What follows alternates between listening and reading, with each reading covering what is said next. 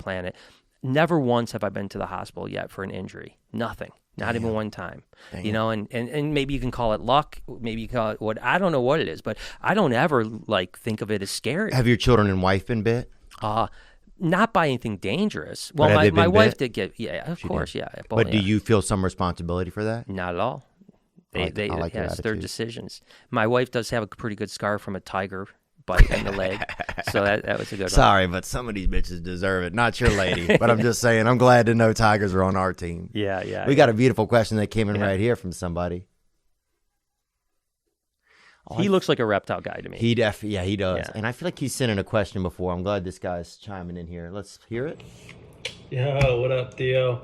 This question's for Brian. I'm actually genuinely curious. What's the worst injury you've sustained while messing around with those little critters, those little reptiles and amphibians and snakes? They look pretty dangerous. So I'm curious how long you've been hospitalized or what the worst injury was. But appreciate you guys. Theo, my dude, gang. Gang, brother, thanks for the question. That's a good question, Brian. I'm sure you get asked it a lot. Yeah, and I kind of almost covered it, right, where I've never been hurt, really, right? You know, I have a few scars. And I want nothing snakes major. to hear that. Yeah. I want snakes. I want animals It's to a hear challenge. that. It's a Right challenge. here, Yeah. We got a guy who just entered the ring. I'm not saying it's a Royal Rumble, but I'm saying it's a Royal Rumble, dude, that just entered the ring. I'm daring him. Has suffered 0 damage points, okay? Yeah. This guy has all of his hit points, snakes. Yeah.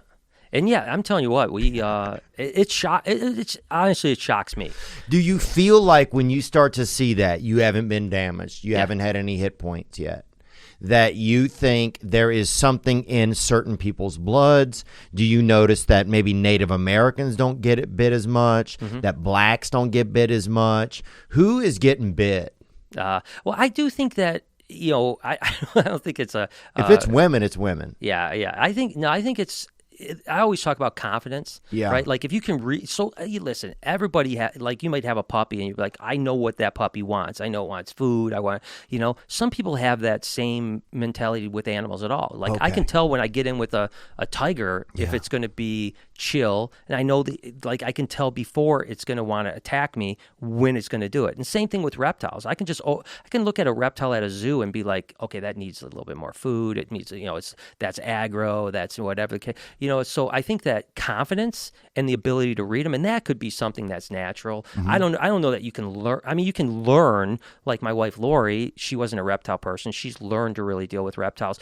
But, I've always been that way. Like I've always been able to read like every animal, and maybe I'm just lucky. I don't know. Maybe I'm testing fate all the time, but you give me a challenge, I'm in for it when it comes to that. Is part of that it when it comes to being around reptiles? Because it's just, I wouldn't think it was crazy if it wasn't something that struck up so much fear. We had a blind lady that was on the podcast one time, and we were just talking about all kind of stuff, what it's like to be blind and different inquiries and blind inquiries.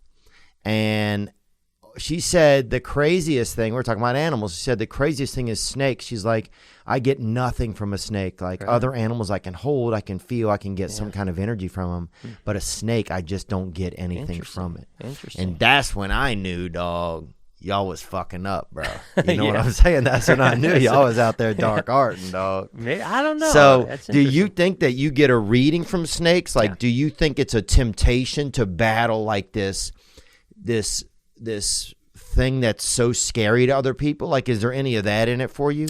Yeah, I think that, most people that are really into reptiles, there's a little bit of like outlandish, you want to be a little bit of an outlaw like type of thing. I think that you're a little, you don't, follow the same path as everybody else. There's no doubt about that. Yeah, the snake guy was always a crazy guy. Yeah, it's kind of cool to be the crazy guy in a way. It's Yeah. But people always are surprised how, like, I may do crazy things, but I'm not that crazy. The snake guy was always a really cool guy, though. Yeah, and like you said, when you earlier on, like, hey, what do you think about the women? I tell you what, guys with snakes always get the women. Really? What is it? I don't know. It fascinates them. I don't know if because you're a rebel, I don't know what it is. But it seems like all my snake friends are always hooking up with the hottest chicks. Do you feel like a lot of that snakes know it's you? If you have a snake, do you think a snake knows it's you? That's a tough question, man. I think that there's something that's called anthropomorphism, right? When we start, applying our human feelings to an animal, right? People do it with everybody, with their dogs even, they anthropomorphize. Yeah. And people start looking like their animals too, they say all the time, and sometimes it's true. Yeah, I agree with you there. So I don't know. I'd like to, there are certainly reptiles that know me. My reptile, lizards and some other things like that. And snakes, they know you. Well, yeah, literally, I have a rhino iguana that her name is Bella. She'll only come to me. Like when I call her, she'll come to me. When I call her, my crew, she won't come to, So she's, and a lot of my animals act very differently. With snakes, they act different to me as well, but I wonder sometimes is that my calmness with them that's making them calm with me. You know what I mean? I don't know that I just don't know. You can't read that with the snake. And if I sat here and told you I did, I think people would think I was kooky. Do you feel sometimes, though, like there's some kind of connection? Like sometimes I'll see an animal, bro, and I'll be like, dude, there's some piece of me inside of me that's also inside of that animal. Do you feel that with snakes sometimes? Because we're all come out of nature. Yeah, I think we're all connected, right? But I don't think that I'm part of a snake or something. I think, but I do think that we're all kind of interconnected through energies and stuff like that. And so I think that's what I always say. If you have confidence, you have positive energy, you're less likely to get bit, less likely to get hurt. It's when you're afraid of stuff, or even when you're catching a snake. I had one of my crew out, and we were in Florida, and he wanted to catch this little lizard. You know how little lizards running around in Florida all the time, and he's like, "Oh, let me go catch this," and he gets close and he hesitates, right? Yeah, and then the lizard runs away. And I'm like, you can't hesitate. It's just I could play that guy in a movie, I think. Yeah. Honestly, yeah, that's me. Yeah, no, it's even with a crocodile, if you're going to catch a crocodile, again, we're in a place called Jozini, Africa, and we were, it was crazy. I was filming a documentary, and we hook up with this guy. Jozini is the largest population of Nile crocodiles in one area in South Africa. Can you bring that up, Spence? And it's Jozini, and it's tons of big wild crocs, and so the biologist that had been studying them for over a year was named Mark, right? And so my fixers for the show hooked up with this guy and hey, when I catch a croc, we'll do some research, some scute samples, whatever the case is, toxicology stuff, and so we go out on this boat. We get there, we only have a day and a half, right? We go out on a boat and we've got to catch a croc for this film, right? We got the whole film crew with us, stuff like that. We're and he's like, all right, this is what we're gonna do. We got this noose on the end of a pole. We're going to try to, get to the bank. They're all on the banks. And as they come out, you noose them, and then we can pull them over to land, right? And so, one croc after another explodes in the water, gone. Explodes in the water, gone. Hours and hours and hours. We aren't even getting close, right? So finally I look back to him and I go, Mark, how many crocs have you caught, dude? And he's like, and he's been there over a year. He's a biologist. Crocodile biologist. He's like, well, I've never caught one. I'm like, what? Here we are with the film crew. We haven't caught one? We're screwed, right? And so we had a half a day the next day. So I spent the night sleepless, right? What am I going to do about this, man? And I kind of devised a plan. And literally, we went out the next morning, and within an hour, we had a 15-foot bull crocodile, giant crocodile. But my point is that now you're pulling them on land. When you jump that thing, right? Because you got to jump them, tape them, and stuff like that. Let's pull that a 15-foot bull crocodile. Let's put a bull crocodile. Oh yeah, Nile crocodile. Yeah, right there. There we go. Is that it? Yeah, there you go, man. That's right there. They're giant.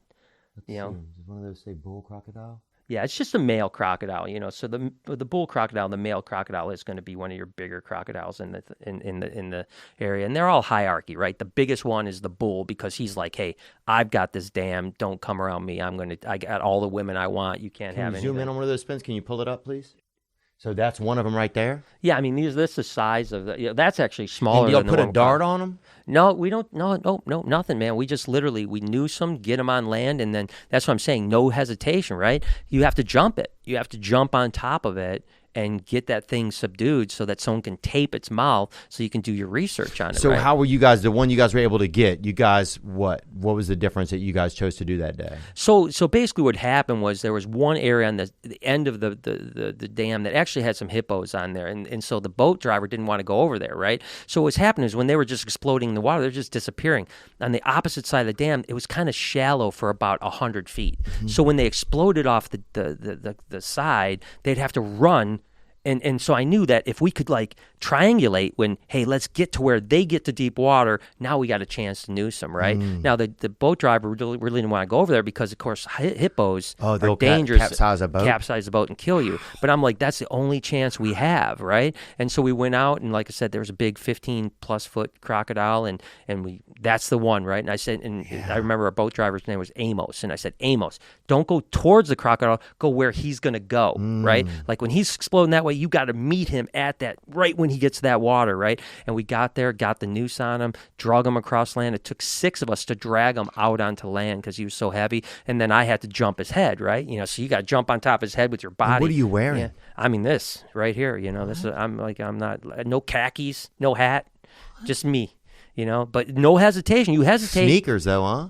Yes, it was sneakers, but man, slip and fall, you're done, But like I said, you hesitate, that thing's going to take your hand off or your arm off, So you have to be quick. You have to make your own move. Do you think they respect it almost a little bit more, or it's just surprise? I think it's surprise. Yeah, I don't think they care either way. I mean, they listen.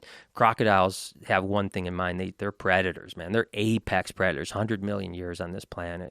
So when you say an apex predator, is a snake an apex predator? It can be. It depends on where it is. A lot of snakes aren't apex predators. Apex predators would just mean that they don't have there's nobody predates on them, right? Really, most apex predators, crocodiles, the list goes on of anything that would, lions, tigers. The only real predators that they have are humans, really. We're the only ones that can kill them. I mean, in the wild, if humans weren't around, nothing kills a big crocodile, right? So big crocodiles are really there. They don't have anything getting them. Not except for humans. Not anymore. Yeah, not anymore. And now down in the Everglades, you've got the Burmese pythons that are eating alligators, which, those are both apex predators. In Asia, Burmese pythons, 20-foot, 18, 20-foot pythons, they're the apex predators once they hit adulthood. Nothing's killing those guys. But now you've got 2 of them down in Florida fighting for the same land, And where are these 2 located at? Do they know? Yeah, they're down in the Everglades. So how many are there? A lot of Burmese pythons alive on the planet? Yeah, well, just in Florida alone, there's estimates of a couple 100,000. Jesus Christ! Yeah, dude. yeah, and those are not supposed to be there, man. They're not supposed to be sleep, dog. You're making me scared, bro. Mm-hmm. Well, listen. We're gonna go the other way. We're gonna talk about how awesome snakes are, right? I don't know if we can make it there. Yeah, we can. I don't know, man. I didn't come here to scare you, Theo. I came here you didn't, and that's. I just think it's. I'm even an example of what I'm saying. Of what I was thinking about earlier. It's like you have all this pin. I remember the first snake I ever saw. I was walking with my grandparents, and my grandmother hated me, and this frickin' snake would next thing I know wrapped around my boot, and I was so scared. They're like, don't move, and my grandmother was like beating me in the leg with this shovel, and I'm like, what is happening? I couldn't even see the snake. I didn't know what was going on. I knew my grandmother didn't like me, so I'm just like this. I knew, I didn't think it was going to go down like this. We're in the woods, you know what I'm saying? I thought we were going fishing, and now I'm thinking that they're trying to take my life, and then it's a black snake wrapped around my boot. And then I remember being a kid swimming in the like a chafalai or bogafalai or something, and with my friend Robert, and he was like haunted or something. He had some kind of issue where he would say stuff, and then like he would repeat everything he would say over real quietly under his breath. He'd be like, it's lunchtime. It's lunchtime. And he did it for everything, So I think he was supposed to be twins or something. I don't know what happened to him, but anyway, he and I are out there playing, right? And we just see this on top of the water, just and we're just, it's just so much. Every time it was always fear. I think I never knew anybody who introduced me to a snake as hey, this is a safe thing around. This is a safe thing. Yeah. So it was always a lot of fear in the environment of snakes. So I think that's what I think I am as an example of people show up to you with all that shit like, hey, you did it. Yeah. You did it, Brian. Yeah. You put those snakes in my childhood, you asshole. Yeah. Like I think there's a lot of that because it's such a fear thing for a lot of people, or for me anyway. Yeah. Well, what the opposite of fear is knowledge. Right. So the more you know, the less you fear, right? So, when your grandma was beating you, all you thought of is bad snake, right? Yeah. Not bad grandma, but bad snake. Yeah, I probably thought a little bit of both about my grandma. My grandmother was she was out there. But yeah, I think, a lot of stuff it's just such a fear thing, Yeah. So, and there's not a lot, and especially there didn't used to be, we didn't have snakes in the classroom. Really? We didn't. We had one fella named Curtis. Oh, I'll tell you this, dude. So we went to prom or something, some dance. Sadie Hawkins or something, you got to wear the same shirt, right? Yeah. And my buddy ended up touching this girl's crotch for like the first time ever in our childhood. Mm-hmm. And I don't know if it's appropriate. I know your son's in here, but yeah, no, you're good. Is it okay? I'm not going to say anything gross. Before, okay, good. Yeah, and it's safe. It's a human crotch, nothing insane. But and my buddy's dad comes out there by the fire and is like, spends the whole night basically massaging my buddy's hand that he touched the girl's crotch with, like real dark stuff going on. So anyway, that night we have to sleep at my buddy's house, right? And he had like 15 snakes in his room. Wow. In cages. And dude, I'd never knowingly slept within probably almost 50 miles of a snake, because that's where the zoo was closest to us. Mm-hmm. And I remember he turned I'm laying there. We all have to sleep in his bed. I'm laying there, and he turns the ceiling fan on. He had the fastest ceiling fan I've ever heard in my life. So suddenly every snake, I feel like, is just wide awake. Every snake smell is just swirling in the room. And I'm just laying there in this cauldron of just like hopelessness. It had just been such an insane night. And then my friend's dog barked outside. The dad went out, shot the dog in the head, right? Mr. Joe.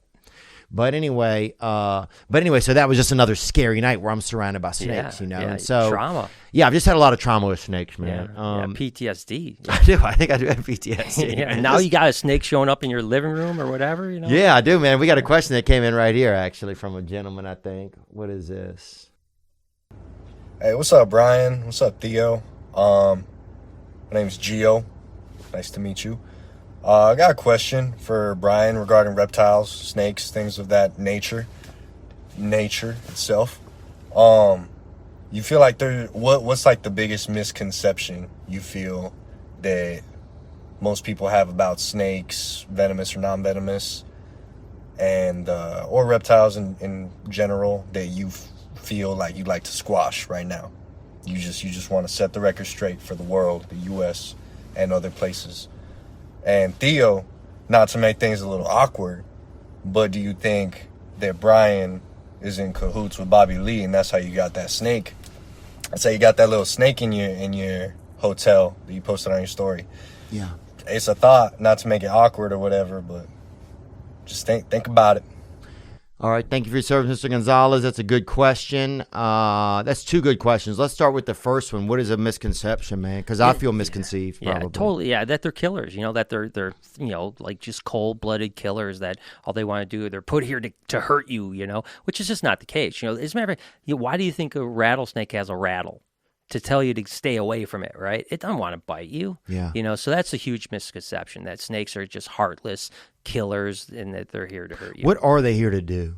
They're here to be part of the ecosystem, right? So, think about a farmer, right? A farmer that has, mice like grain, right? So now there's mice in the fields. Well, those snakes are there to kill the mice to save your grain, right? Yeah. It's happened before where maybe a kid gets bit in the town by a rattlesnake, then they go and they kill all the rattlesnakes all of a sudden, and then they lose their crop to infestation of rodents, right? I see. So it's a real equalizer. It is. They're here to equalize everything. It's a huge part of the ecosystem, and one that if you take it away, you're in big trouble. Really? Yeah, big trouble. Yeah. So do snakes operate mostly at night? Are they nighttime workers? They can be both. They can be both. So basically how you would tell a nocturnal animal from a diurnal animal, daytime, nighttime, is round pupils, daytime, slits like cat eyes, nighttime. The one you had was actually a diurnal, moving around in the daytime. That's daytime. Daytime, yeah. Okay. And then I don't know Bobby Lee, so I'm not going to take any. If there's one ethnicity you had to guess, let's ballpark it, and let's say Asian.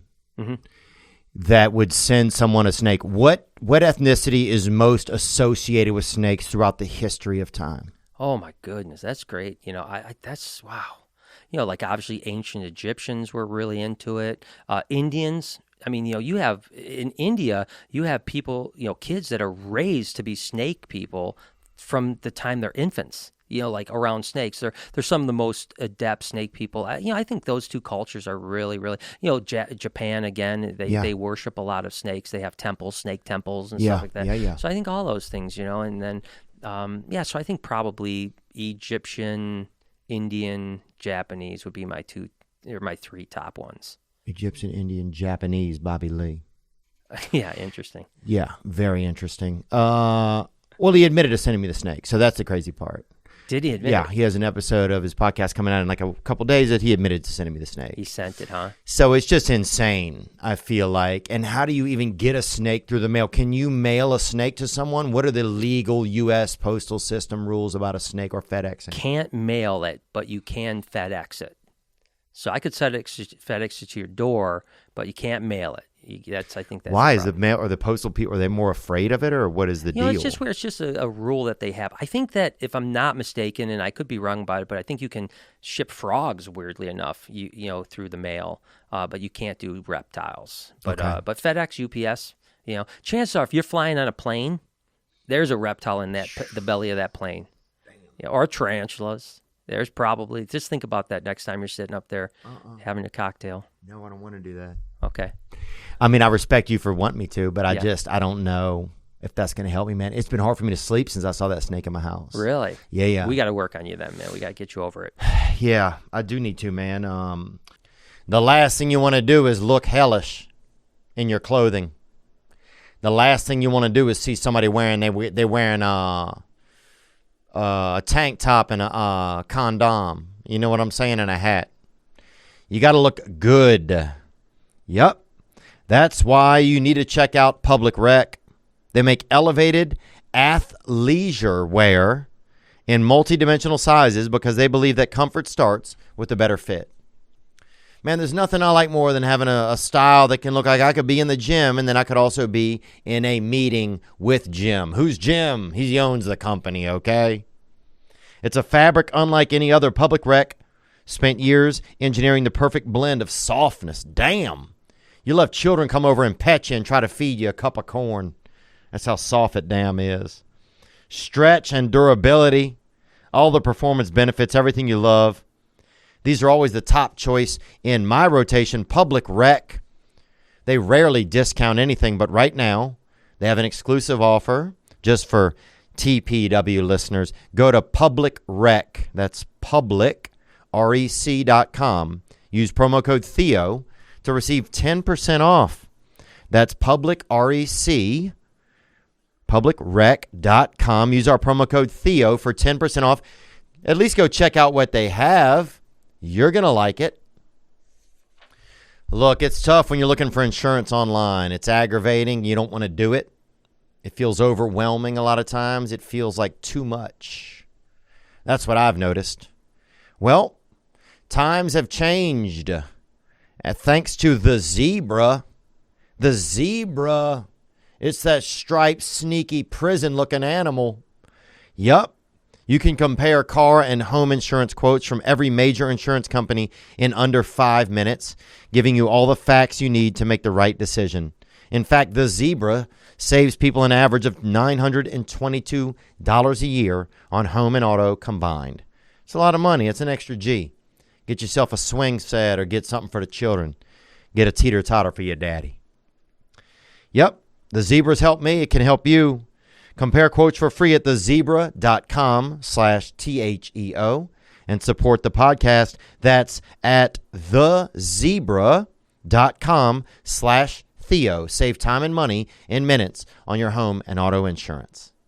If someone sees a snake in their house, thankfully there's a Lipscomb University here, not far from here, and the soccer coach, his wife saw that I had a snake in my house, and he came over. Because I guess soccer, they're running around out there all the time. Somebody gets bit probably every couple of days because they're in a big field, you know. Yeah. But so anyway, he came over and helped me get rid of it.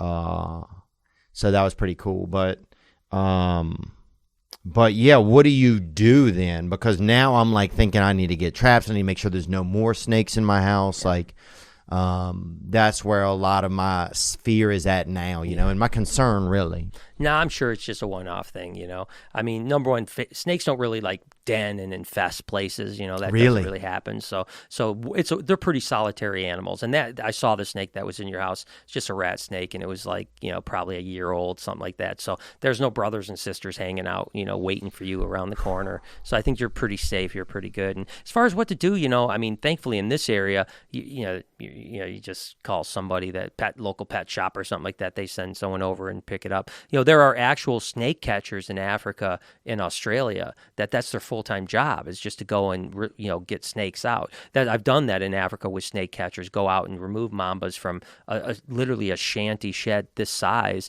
where it's like, you know, someone wakes up and there's a mamba in their ceiling, you know, and we're talking a room this size that it's dangerous, man. You know, there's nowhere in the room that you can't get bit when that snake is around, you know. I mean, it's got that strike range. So there's literally people that's what they do for a living, is just remove snakes and protect people. But in this country, we don't have that problem.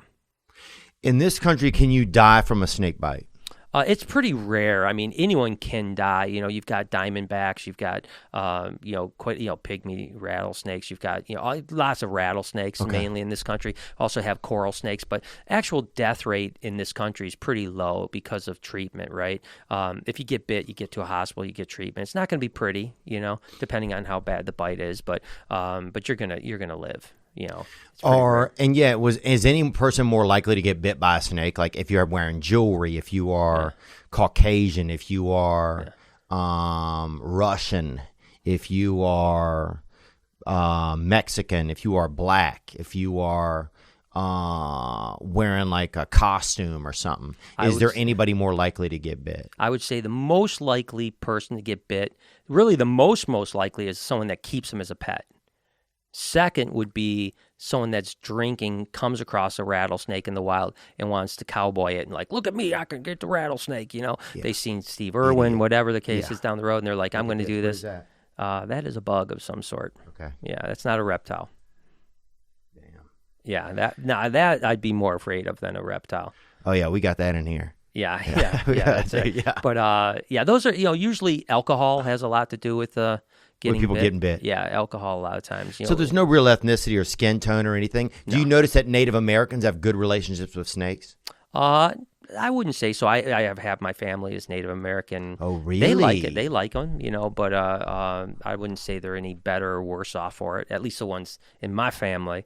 But they do fine.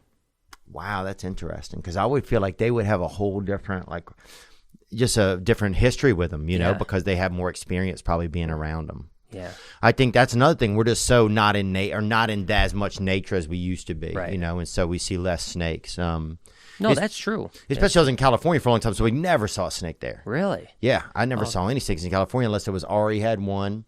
That was about it. Yeah, you get out in the deserts around L.A. and there's a lot of rattlesnakes. You know, I mean, it's not far away from the city too. Trust me. I mean, you're right outside the city, and you're getting rattlesnakes and gopher snakes. I mean, there's a lot out there. I've caught a bunch of snakes out in California, out in the L.A. area. So you're growing up. You got the money from selling the snakes. What size snakes are you selling? Big, babies? Are you selling eggs? What are you doing? Yeah, I used to sell babies. You know, that's how I started. You know, and it was I sold babies of snakes that were going to get 18 foot. I sold babies of snakes that were going to get 5 foot. You know, now I don't do big snakes.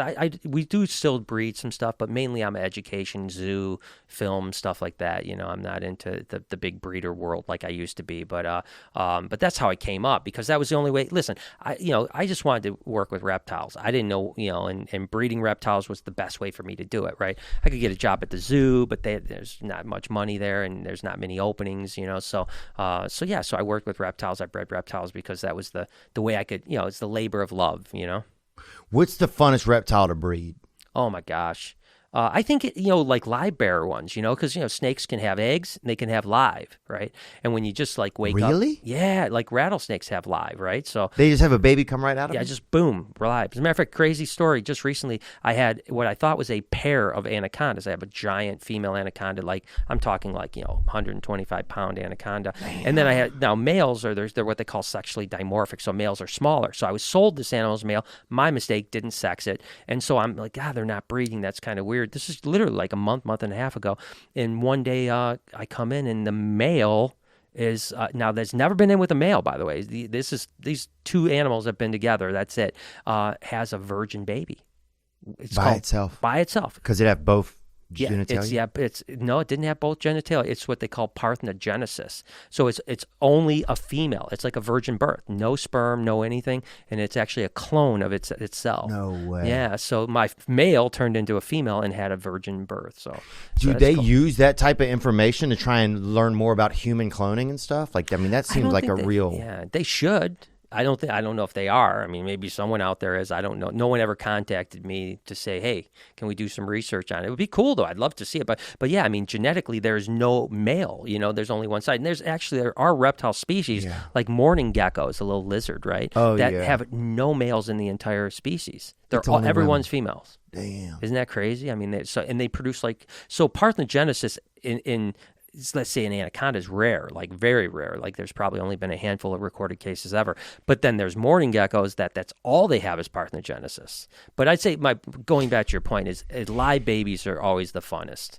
So that's really the power in nature. I mean, nature, when put up against the wall, can just make its own self. Yeah, it's like the Jurassic Park thing, right? Nature finds a way. Can other animals do that too? I don't think mammals, there's ever been a parthenogenic mammal. Can you look that up? See it. Yeah, parthenogenous mammal. Yeah, Jesus. Yeah, Jesus is the first snake. Damn. Well, you said it, not me, man. Huh? You said it, not me. I mean, I never felt his skin, but he doesn't seem like it. Yeah. What do we say here? There are no known cases of naturally occurring mammalian parthenogenesis in the wild. So it didn't progeny happen. Of mammals. What does progeny mean, Brian? Offspring. Parthenogenic offspring of mammals would have 2 X chromosomes and would therefore be female. In 1935, George Gerwin reported successfully inducing parthenogenesis in a rabbit. Wow. I wonder how he would induce parthenogenesis in a rabbit. I don't know. I don't know how that goes. That's wild. I mean, that guy, I'd like to have a beer with that guy. Yeah, I'd like to freaking make sure his daughter's okay. Yeah, that's true. Damn, that's intense, man. Yeah. Wow.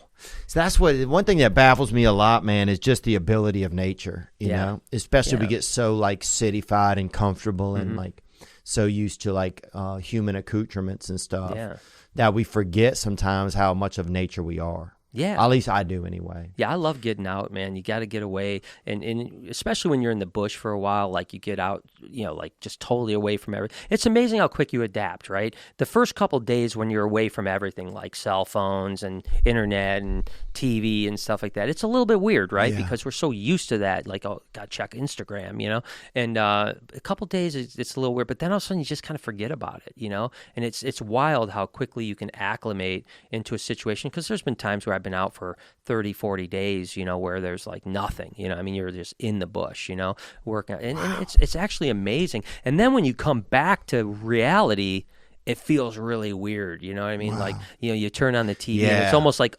oh, that's bizarre. It feels almost bad. Yeah, it does. It really does. I mean, I look at my screen time on my phone all the time. I'm like, damn, I spent 2 hours on my phone today, Yeah, just this week, man, I'm trying to really back off. I'm trying to really, really back off, make things less important if I can. Here's a question right here from a young man that seems rather interesting. Brian, Theo, what's up, boys? Stoked to see Brian on the podcast. I've always been a big fan of, reptiles and all things wild, if you will. Guess my question's for Brian. What are your thoughts on the existence of a giant anaconda still being out there, lurking in the depths of the Amazon or Venezuela or wherever those things would be? Guess it's kind of cryptozoological, if you will, but figured I'd just throw it out there. Peace. Theo, see you in Charleston, man. Oh, well, excellent, man. I'll see you soon. Yeah, what about that Moby Dick out there? Is there something out there going on? Listen, Teddy Roosevelt, I'm sorry, when he was president, put out a grant for $50,000 for anyone that could come up with a snake over 30 foot, live or dead. right? Way back then. And then it ultimately ended up, I think, getting raised to like $75,000 until the 90s when they discontinued the grant. And then recently, I even put out something saying I'd give someone $100,000. Damn. They came up with a 30-foot snake. I would prefer live instead of dead. But and no one's ever claimed that prize. Damn. So is there a snake out there in Venezuela? By the way, he had a cool shirt on. That's possible. I mean, is there megalodon? Probably not. But I'm not going to say never, right? Do you think nature could be trying to run it back ever? Do you ever get that sense being out in nature a lot and seeing a lot of these animals like on ground zero of like some of these genetic sequences messing with these baby animals? Do you ever think that nature could be trying to run it back and get more dinosaurs out here? Man, I tell you what, listen, it's possible. There's a lot of land out there that no one has ever, the animals are being discovered all the time, right? I think it was in the early 2000s, there was an ape, like a 200-pound ape that was discovered in Vietnam that no one, it was like a mythical lore for 200 years. And everyone's like, no, that's not true. And then they found that it was real, Yeah. So is it possible? Yeah, I think it's possible. Look, coelacanths, a fish, a coelacanth, have you ever seen them? So if you ever, coelacanth, these were thought to be extinct for 100 million years. And now they've found them multiple times. So is it possible there's like some dinosaur out there? Heck yeah, there's possible. Is it likely? This is what I always tell people. When someone says, "Hey, do you believe in this?" I say, "I want to believe, but I don't know. I don't know. It's never been found. I would love Titanoboa to still be around, a 50-foot snake. Maybe one's crawling around there. Most likely not, right? Just like megalodons, probably not a megalodon in the water, right? But we don't know. What about Loch Ness monsters? When you ever see that, did you believe it or not? I'll say the same thing. I want to believe. Do I think there's a Loch Ness monster? No, I don't. But I want to believe because it'd be badass, right? Yeah. Could you imagine if a plesiosaur would get found in Loch Ness? That'd be absolutely amazing. It'd be sick, but I don't think so. I'm a pretty realistic guy. Till I have proof. I'm a science guy, so you got to show me before. As much as I want my heart to believe in it, till I see it, I can't believe it. Who was your first girlfriend? Was it your wife or no? Oh no, I was. You dated around a little? Oh yeah, a little bit. Yeah, a little bit, little. And would you messing with snakes then? Would you bring? Not really. Would you bring a snake on a date? Would you bring a date to a snake? No. To be honest with you, I didn't do that much of that. Would you keep them separate ever at that age? Were you like kind of scared that girls were like, this is scary? Yeah, I think especially when I was like 15, 16, I was kind of a rocker, played in a band, I had some groupie girlfriends, stuff like that. I didn't want them to think I was that much of a freak, especially back then. Like I said, it was so, you were like, I don't want to lose this. So yeah. Each town had one snake dude, or every other town had a snake dude. Like that's kind of. Yeah. I remember it being like, oh, you'd hear like, oh, that's the snake dude. And people were like, what? Yeah. And then he'd scurry off or something. Yeah, I wasn't that guy, but I was, to be honest with, like in high school, the last few years of high school, like people thought it was cool, right? They were like, oh man, he keeps snakes, he plays in a rock band. It's like people dug it. I was friends with that. The jocks to the nerds. I was friends with everyone because I kind of had a little of everything in me, right? I was into science. I was, I still liked to, sports, and I, played rock music, and I kept snakes. It's kind of like a little bit for everybody. Who was your first kiss? Do you remember that growing up? It's Karina was her name. I think I was about 11 years old, believe it or not. I was a pretty young starter. No, I take that back. I was 8 years old. Named Helen Polis was her name. This sounds illegal. I want to say. It was. Also. I think she was like 14 Yeah, dude, yeah. So half my friends have been busted for this kind of stuff. Yeah, it was. And if memory serves me correct, it was a little more than a kiss, but Dang, dude, jeepers. Yeah. At 8 years old, what more is there? A kiss would have sunk me in the damn mud, dude. Yeah. A kiss would turn my knees into damn quicksand knees, bro. Yeah, right. I couldn't even imagine anything more at 8 years old, dude. My God. That's wild, man. Yeah. So whenever you met your wife, when you first met her, did you know it was going to be your wife or no? Dude, it's a funny story, man. I swear, and this is a honest to God truth. I met her on her 18th birthday at a party, and she was one of my best friend's girlfriend's girlfriend. Okay. I met her. I went home that night, and I told my mom I met the girl I want to marry. Wow. And then my friend, I was like, hey, I gotta meet up with Lori, have a date, because we hung out a little bit, not too much, for maybe a half hour, just talked and stuff like that.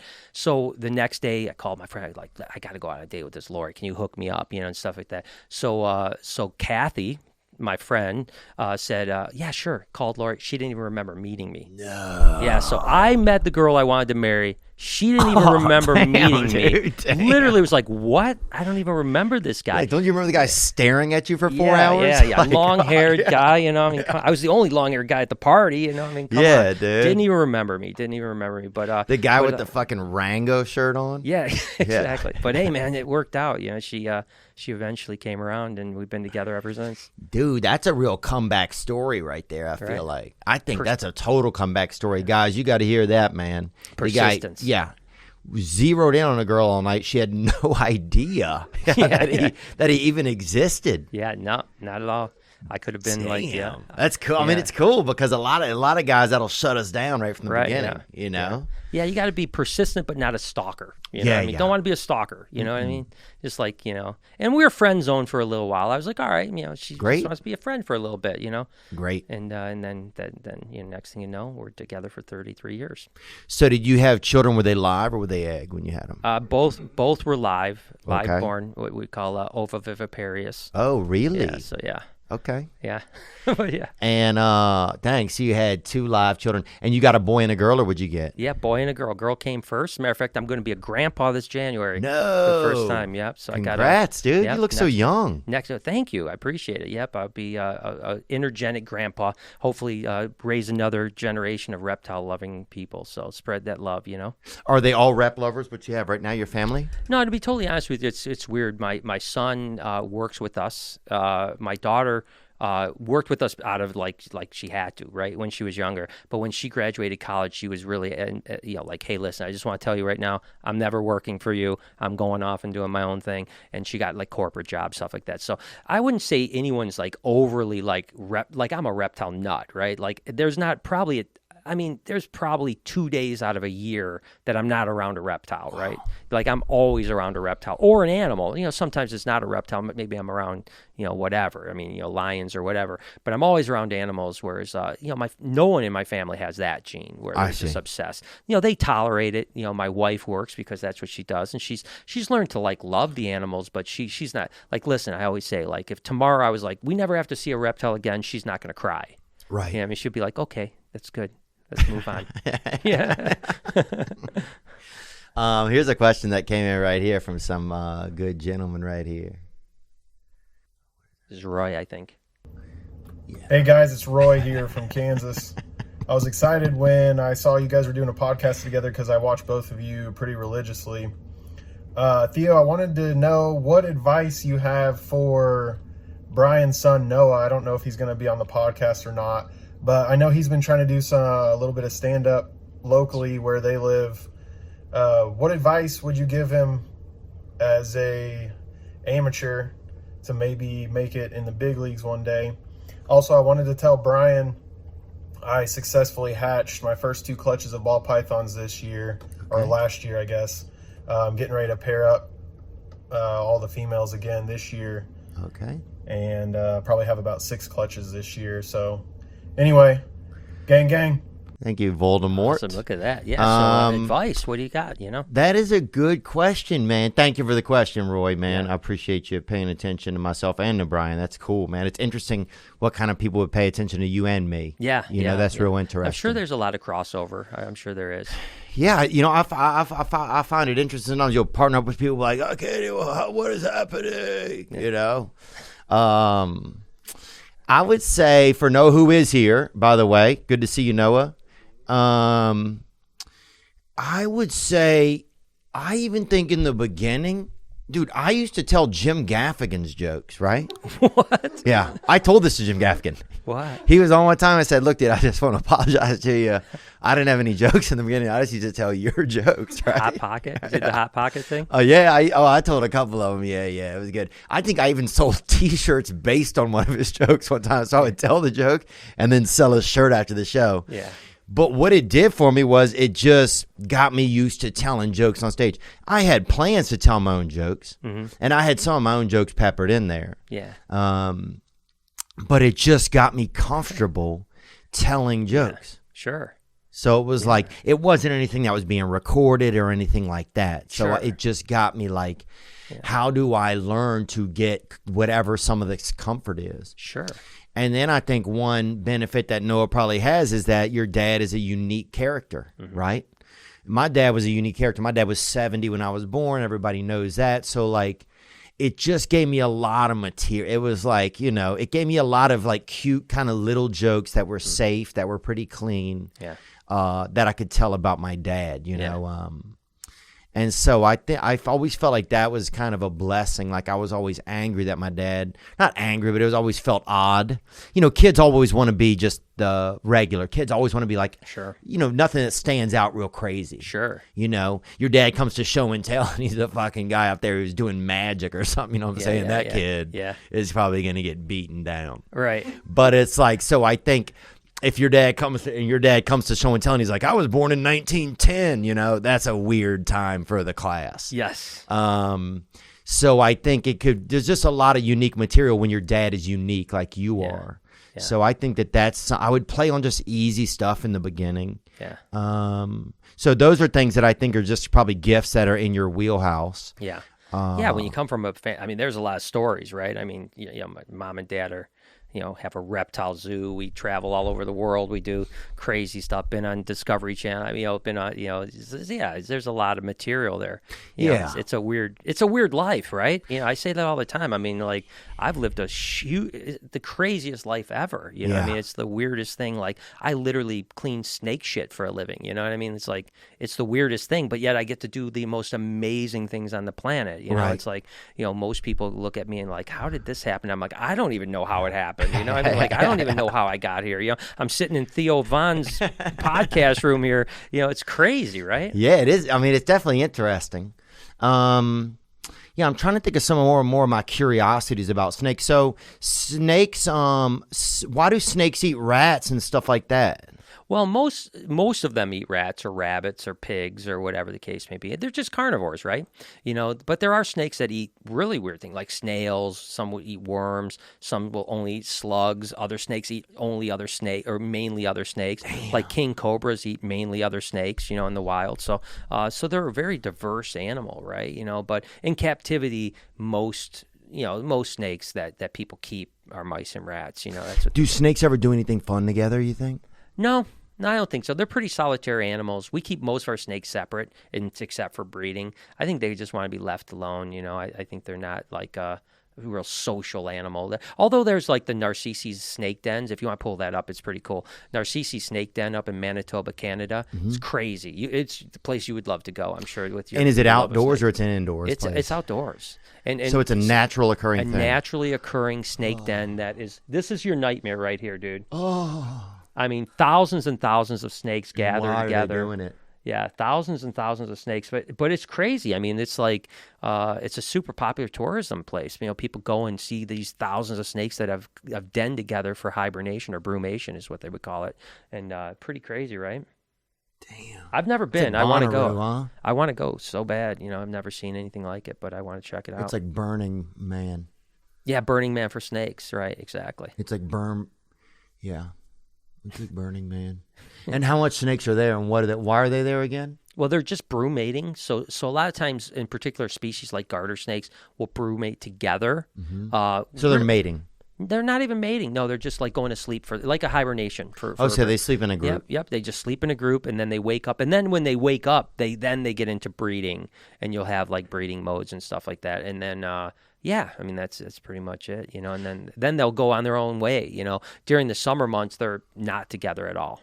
Have a snake ever eaten an animal and then the animal lived and cut open the snake and got out? Well, I don't know of any that have lived, but there have been, like, there's actually a famous picture. You can pull this up too. A Burmese python eats alligator and explodes out of so the alligator explodes out of the Burmese python. What the fuck are y'all doing, dude? I'm sure, God, yeah. man. Boy, you're gonna have to clear your cache when we're done here, man. I mean, y'all got to chill with all of this shit, man. So you can see the second picture here, over. Not that one, that one right there. That's actually an alligator that's busting out of a snake's stomach. So, yeah, it's crazy, right? Yeah, man. Nature, man, it's awesome. It fucking scares me so much, man. I think that's the thing that scares me sometimes about dying is going back and becoming part of something that I'm scared of. Right. Yeah, you could be a snake. Who knows, man? Or even as a part, becoming like a cell in a snake. It really does. That's the thing I think that scares me the most about them is that they are closer to whatever the source of like life is that I feel like then as humans you've evolved we are. That way. But maybe, and I'm no expert in this, Buddhism or whatever, but maybe you keep moving forward, not backwards. Yeah. The next life you're supposed to be one step closer to the enlightenment, right? I don't know. No, that you could be right, good. But no, I think you're right. I think that it's like, but I just wonder which way is the enlightenment going. It's like I don't know what the scale is. Yeah, you think you start off at the beginning and then end up a single cell amoeba somewhere? Yeah, like that's what I don't know. It's like I don't know which way. Yeah. And which way you're passing? Like, are you headed this way? Are you just whatever you did in this this space in the firmament, does that choose wherever you're going to be at next, kind of? Yeah, I choose to think that it'll be better next time. Yeah. If there's a next time. That's a really good outlook, I think. I'm an optimist. Are you? Yeah. You seem like an optimist, man. Yeah, that's why gotta not? be really nice. You're not. I would like to be, I think. I think I am. I just think I'm just like a burnt out optimist. Gotcha. Not even drug induced, just like, oh God. I've been thinking optimistic for so long, I'm tired of thinking it that way anymore. Yeah. Understood. And you're always battling the dark arts, I feel like. And right. So you're like, man, you want to see more of the light, Yeah. I think that's one thing that's neat about life in general is if you get off of like a lot of like the news and the BS and Twitter and a lot of that, you get back to the things that are more important. And there is a lot of joy and a lot more optimism. Yeah, I don't watch the news, man. I like boycotted it. Yeah. About 2 years ago, I was like, I'm done.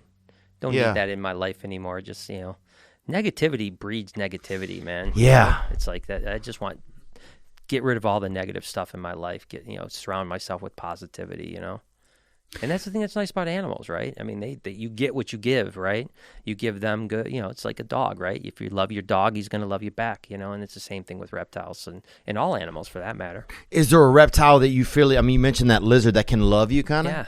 Oh my gosh, yeah. I mean, it's crazy. And I don't know if love is the right term for a reptile. I don't know what they're thinking. I have no idea. But they definitely seem to have this. Some seem to have this really interesting bond where like I have a giant anaconda, the one I was talking, not the one that had the virgin birth, but the other female that you go in her cage and she'll crawl right up to you and just like sniff you like a dog. Wow. And I mean, I've had like other reptile people that have been working with reptiles for decades come and sit in the cage and they're like, I can't believe this. This doesn't even make sense to me because it's like you would think a snake wants to go away from you. She actually literally wants to come over to you and sniff you and literally she'll, as soon as you go in her enclosure, it's a gigantic enclosure. It's 10.5 by 10 octagon waterfall, the whole shot. And she loves to be in the water. You go in the water, she'll be right in there, swirling around your legs. I mean, yeah. So I think they at least have a bond. I don't know if it's love, but it's a bond for sure. Do people ever rent snakes out from you? Do you do like snake rentals? I don't rent snakes, but we've worked with, we've done a few things with like film and stuff like that where like, hey, can you bring a snake for the day or something on that lines? Up in Detroit, has Kid Rock ever rented a snake from you? I haven't met Kid Rock. Met Eminem at an animal show I was doing once. Kid Rock, we just haven't crossed paths. My tattooer tattoos him, so interesting. It's interesting that we haven't crossed paths at some point. But I would think he would be into reptiles. Seems like a guy that would be into reptiles, but we just haven't crossed paths. But I do have people that their main job is to rent snakes to like movies and stuff like that, commercials. But I just don't do that. it's something I probably could do more if I wanted to, but I don't care about it that much. Was there a lot of sacrifice? Because if you did so much stuff, it seems like with the animals, was it hard to like run a family and have that at the same time, or was things pretty manageable? Did it all seem okay? No, dude, just like in your career, man, when you're committed, you're committed. Now, all of a sudden, with you, you're probably working constantly, traveling, doing all these other engagements. I'm taking care of thousands of animals, right? So, and they don't take Christmas off, right? They don't have a holiday, so Christmas morning, we are opening presents with the kids, and then I'm off to the shop to make sure everything's healthy and happy. And so tons of sacrifice, running businesses are sacrifice. Yeah. And then a live animal business is even a giant sacrifice,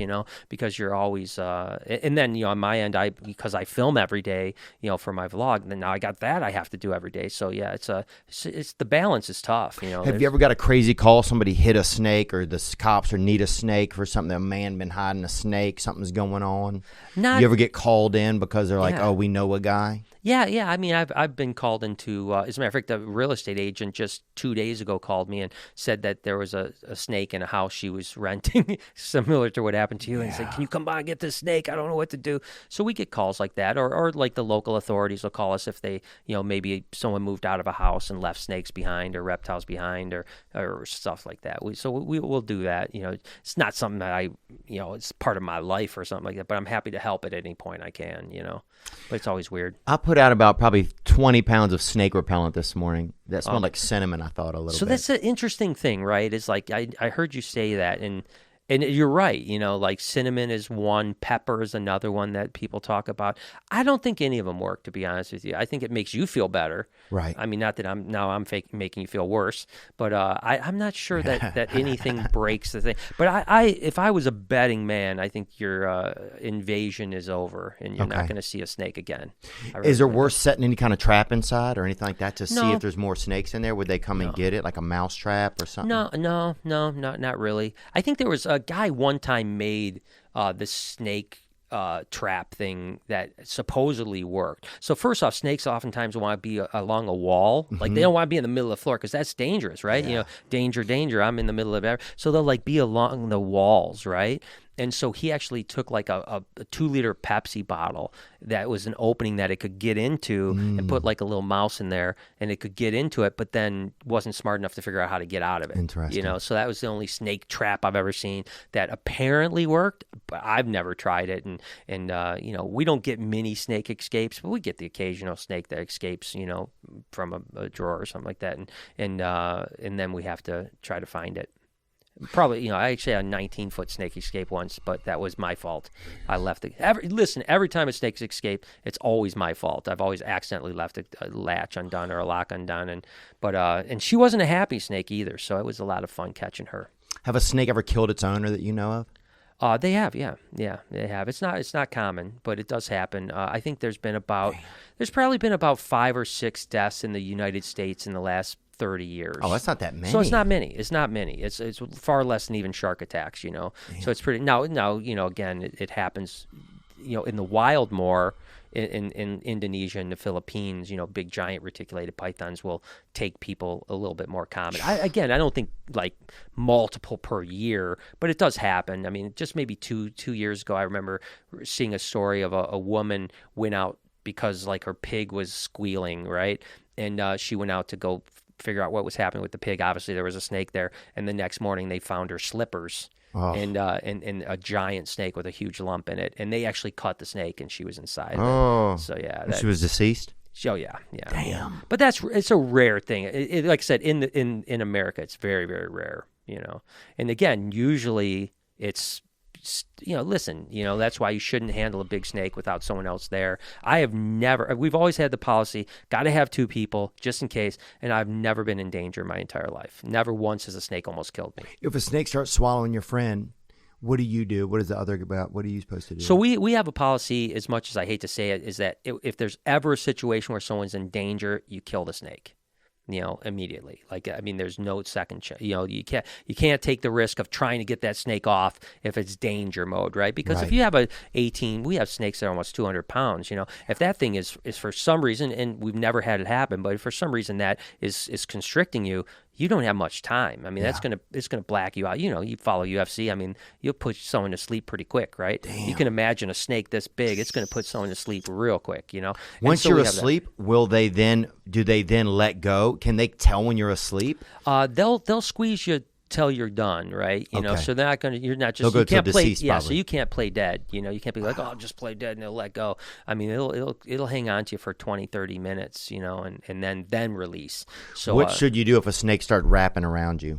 Hit it with your car keys or something? Yeah, 99.9999% of the times when a snake is wrapping around you, it's holding on to you like it wants, like you're a tree. It's just trying not to fall. It's just trying not to fall. It is. Like I said, I've never experienced a snake trying to kill me or anyone around me ever. Wow. So I don't know what would trigger a snake. Maybe it's hungry. Maybe you haven't taken care of it and haven't fed it properly. I'm not sure. I don't know what would trigger a snake to try to constrict you. I've never seen it, so I don't think it's. I think people think it happens, right? And even when people see me have a giant anaconda around my neck, they're like, "Isn't it gonna kill you?" You're like, "No, it's just hanging on to me, man. It's like literally, I'm like a tree, and it's gonna wrap around you so it doesn't fall, right? Right. Yeah, it's not trying to kill you. Do you? Is there another question that came in, Spence? Anything else we want to get to? Got almost everything. So my question is, how do you feel about all the hate that you get? People say you don't take care of your animals correct, whatever. I don't know. Watched you for a few years. Very interesting. It's crazy taking care of a bunch of reptiles like that. But just want to feel your opinion, on all the hate, all that shit. Sorry, it's windy out here, y'all. Gang, gang. Windy inside everywhere, man. Well, why do animal people get so much? You don't take care of your animals. Why is that such a common thing in the animal world? I think it's always. I think it's not just in the animal world. I think that hatred comes from success, right? I mean, just like you have a big following. I guarantee you, there are people out there that think you're bad for whatever reason, right? Oh yeah, people are mean. Yeah, and so I can tell you this much: no one that's ever visited my place has ever said I haven't taken care of an animal. You know what I mean? It's always just the people that are jealous or oh my God, this guy's got a big following. And it doesn't even bother me, to be honest with you, because I know, right? I don't have to prove to anybody what the deal is. Right. I know that. I mean, you can't go to a place that's better kept than ours. I mean, the animals are impeccably kept, and we have a crew that's really great. So yeah, that stuff, I think that just comes with being successful. It comes with people following you. when you have 5 people that follow you online, no one cares. But when you have millions of people that follow you, their voice, that vocal minority, and they, I'm sure you get the same thing. The most crazy things get made up about me. That's wild. I'll read something. I'll be like, what? No, we're it's like he's building a Noah's Ark. Yeah, who knows? I mean, I hear all kinds of stuff. It's like he's closeted. He's building a Noah's Ark, and you're like, that's fucking insane. Yeah, There's all kind of shit. But I think that, as in your position that, we signed up for this, number one, right? I mean, no one told us to become social media or comedians or whatever. We decided to do it. So we have to take the good with the bad. And the bad is loudmouths that like to, have their 15 minutes of, fame with the keyboard, And you have to learn how to just not worry about it. It's a little bit more difficult, with animals because when someone hears you're not taking care of your animals, then people are like, oh my God, he's an animal abuser. Whereas if someone's like Theo stole Jim Gaffigan's jokes when he was, you're like, whatever, it didn't matter as much. So people take that more serious. But again, I think that's a good point. Yeah, the animal thing's it's always such a hot topic. I think especially when that Joe Tiger King. Yeah, Tiger King. Yeah. Did you ever run across that guy? I didn't know Joe, but I knew almost everyone else in the series. Wow. Yeah, there almost everyone else in the series was a friend of mine. So it was definitely as a matter of fact, the scene, if you remember, the scene opens up at a reptile place. if you remember. And so he's at a reptile place, guy named Tom Crutchfield, and then all of a sudden there's a van, Mark McCarthy, a buddy of mine, and there's a snow leopard in it. And he says, wow, this took me on a completely different direction. That series was originally supposed to be a reptile series. Wow. It turned into a tiger series because he just happened to be at my friend Tom Crutchfield's place, which, by the way, they've now filmed that Reptile King. I don't know what it's called. I think it's going to be called Lizard King, to be honest with you, because there was a book called Lizard King from Brian Christie, was a bestseller. And a guy named Ray and Mike Van Nostrum were the Lizard Kings, and they're reptile people. But Tom Crutchfield also was one of the main guys. That's how that whole thing started. It was supposed to be shot about Ray Van Nostrum, Mike Van Nostrum, Tom Crutchfield, and a couple other guys, and it turned into Tiger King. But yeah, like I'm friends with Mario, the guy that Scarface is. I don't know. The guy, he's literally the Scarface was made after him. I've known Mario for a long time. Pretty much all the guys in the series I've been friends with. The Myrtle Beach. Doc Antle. Doc Antle's wild, yeah. He seems interesting. Interesting is a word for it. Yeah, sure, that's exactly what he said. That whole thing, I mean, listen, I don't know how they make it work, man, but they do. I see what they do with these animals, and I'm like, I don't know how people aren't dying, but they got it. Oh, man. I don't know. His son isn't dead every day, and he's out there eating damn mangoes with a damn, snow cat or whatever. Yeah, no, I mean, but it works, man. I mean, they somehow have those animals dialed in, and it's, I don't know, man. I mean, I give them a lot of respect from the standpoint that they really know their stuff, because no one's ever been hurt there, and you're walking around with a liger that's 800 pounds or whatever. It's like, that's crazy. I gotta go over there. You should, man. Just see it. I'm supposed to go to Charleston in a couple weeks. Maybe I'll try to stop on the way. Let me know. I'll hook it up, man. That'd be a great idea. I can help you out, man. Is it hard to support? Like, does your wife and children have other interests? Are you so reptiled in that it's ever hard to because I find it hard in my own life. I get so caught up in my own stuff that it's like, man, I've created so many things that are busy. It's hard for me to put them down and recognize other people's interests and stuff. And it's not a judgment; it's just a curiosity. No, I think you're 100% right. I think that if you're doing things the way. I mean, this is go back to the balance thing. I am so unbalanced, dude. You're right. I mean, I work way too much. I mean, it's hard to have other interests at all, you know what I mean? Like I'd love to go out and play hockey or play baseball or something like that on the weekends. That just ain't gonna happen. I'm too busy, and it's the same thing. My wife is, she's 24/7, with me. So we're trying, I mean, but it's hard, man. Because you've done everything you can do. I feel like. Yeah. Well, that's besides be a damn snake. Right. Well, this is the thing that's great about my life, and same thing with yours, is that I'm doing all this crazy work, but in the meantime, I'm on a freaking island in the middle of Indonesia, in a cave with snakes, or I'm traveling around, or even again, just like the first time I met you, I'm going to a comedy show and then going back and meeting Theo Von, that's what everything is. When I go to a baseball game, I'm meeting the baseball players. Right. So you might work your butt off, but at the same time you're winning because you're living an extraordinary life. Yeah. Even though you're working like a dog, you're doing things that people can only dream you could do. Sitting in a room talking with Theo Von for 2 hours or whatever. It's it's a blessing, but yeah, there's not a lot of balance, man. I'm not sitting around playing bocce ball very much, that's for sure. Yeah, it's tough, man. It is interesting. And I don't know if it goes back to something inside of me that wants to work all the time, if it goes back to a fear of being not seen or something. I don't know. Do you know what made you, what drives you? Have you ever thought back on it? Yeah, 100%. It's, the typical, parents never thought you'd amount to anything. You're never going to be good enough. You're never going to be your brother and sister are going to be more successful. And then you have that chip, I tell people all the time, I've been trying to, prove to my dad that died 10 years ago how good I am, Yeah. And that's what it is, right? I mean, it's, I listen, I've got a lot of pathologies, right? And I know them all. I've been through therapy plenty, so I get it. I'm driven because of things that happened to me when I was young. But at the same thing, like I've said, it's like I'd rather be driven to do something great than be driven to do something wrong. You know what I mean? And I could have, that fork was in the road when I was 16, 17 years old. Oh, that tongue is split at the end, baby. Yeah, I could have went the other way, and I could have been doing bad things my whole life, I mean, I tell people all the time, I'm an addict up the, more than an addict you can imagine. I just choose my addictions to be positive addictions and not drugs and alcohol and bad stuff, right? Interesting.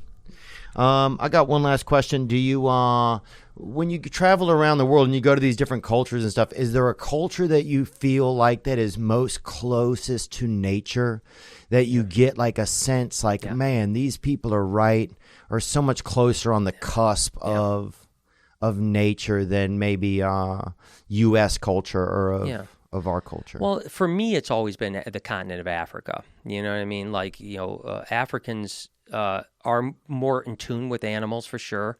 Wow. Now, see, Australia, it embraces animals. But Australia, you've been, I'm sure. Yeah. I mean, it's like America with an accent, really. But you also, when you go to the store, there's gummy snakes and there's koala bears everywhere. And, I mean, they embrace nature. Yeah, and those animal little sanctuaries and zoos all over. You pull off you pull off at a damn truck stop and there's somebody in there fucking tickling a little koala or a little nochi or whatever that little animal is. Waka. A waka. Yeah, her little, what is it called, that smiling animal? Oh, that's a quolka. Quokka. Yeah, Someone's quokka. in there. I've got one right here, right on my arm. A quokka, happiest animal in there. But I think the Africans are although the Australians embrace wildlife, they still live in homes and stuff like that. Africa, especially if you get into the bush, I mean, those people, I mean, it's a way of life. I mean, they've got lions and they've got leopards and they've got rhinos and elephants living amongst them. And, and I love being in the bush in Africa. That's like the probably purest places I've ever been in my entire life.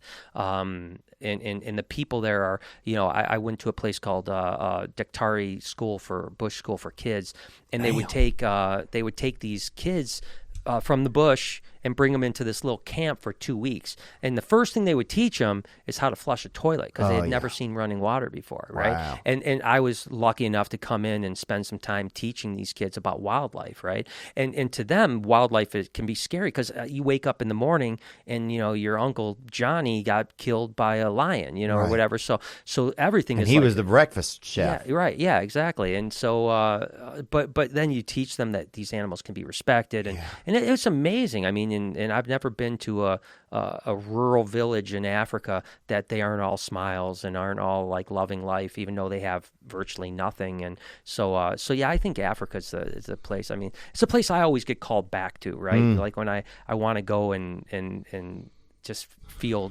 nature, that's where you go. And have you been to Africa? Yeah. Yes, I've had some great experience. Yeah, I would say similar. You look in some people's eyes there, and it looks like they go so far back. Yeah, it does. It feels like you're home when you're in Africa. And that's what I always say. It's like, as a matter of fact, there's a great saying that says, once your boot has stepped its foot in Africa, you can never get the dust off. And I think that's a real true story. It's like it's always calling for you to come back. And I can't wait till we can do some more traveling, get back to places that I love like that. It's awesome. Where do your kids like to go? Well, Noah is a big traveler, and my daughter is she's more like she'd go to a resort, something like that. She's that type of a traveler. That's fun. Whereas Noah is more of an adventurous traveler. I think he's been a lot of places, but I think over the rest of his life he'll see the places I've seen, and we've been to some pretty crazy things. I mean, I've again, some of my travels have been ridiculous. I mean, probably the craziest travel thing that I ever did once was I was in Indonesia, and there's this famous guy named Brady Barr. I don't know if you've ever heard of him, Nat Geo guy, like presenter, and there's this really famous scene where he's in this cave in Indonesia in a place called Astana Ular, and he gets bit by a big reticulated python right in the gooch. Gets him. He's in Batguana, right? And he gets bit and he screams like crazy. You pull him up, there's Brady Barr. And like I said, the most famous thing Brady ever done was get bit by a reticulated python in this thing. So we had I was in Indonesia. Damn, I was in Indonesia, and I get this, literally I have a piece of loose leaf paper, dude, with a map, a drawn map, how to get to the cave, right? Now, this cave is on an island called Labuan Bajo, and so and all I have is a loose leaf paper. Loose leaf paper literally says, fly from Bali to Labuan Bajo, drive 43 kilometers up to Astana Ular, hike an hour down a trail to the cave. That's all I got, right? So I literally pack my backpack, one change of clothes. I've got some camera gear. It's me and a friend of mine, and we get on a prop plane, fly 2 hours off of Bali to La Bambaju, get their taxi driver that we had arranged in the beginning, like not taxi, but a driver, like he's supposed to take us there. We get there and he's like, oh, no, I'm not going to Astana Lar. That's way too dangerous to get up into that. And I'm like, what? We literally just flew here, right? Yeah. So fortunately, I had a friend that was really connected in Indonesia. I call him up. He gets on the phone with him. I don't know what I don't know if he threatens them, bribes them. I have no idea what happened. So finally, I was like, all right, let's go. We're doing this, So we drive 43 kilometers. Takes us literally like 4 hours because the roads are so bad to get up there. We get into this little village called Astana Lar, and we have to get passage, from the elder, the chief, like if we can go to the cave, because this is a holy cave. And so literally, like, you get up there and they probably don't see too many white people. They probably seen Brady Barr was the last white person they probably saw, right? Yeah. And so we, all the village folk are out there laughing, they're smiling, taking, selfies and all this other stuff. And then now we got to sit down with the elders, right? And we go into this dark room about this size, and it's me and my friend. And is your friend cool? My friend's cool. Yeah. He's from California. He's cool. He's hanging out. And then I've got my translator that was the guy that drove us here, right? He's going to translate for us. He's sitting next to me, and we go in this dark room. 3 elders sitting here.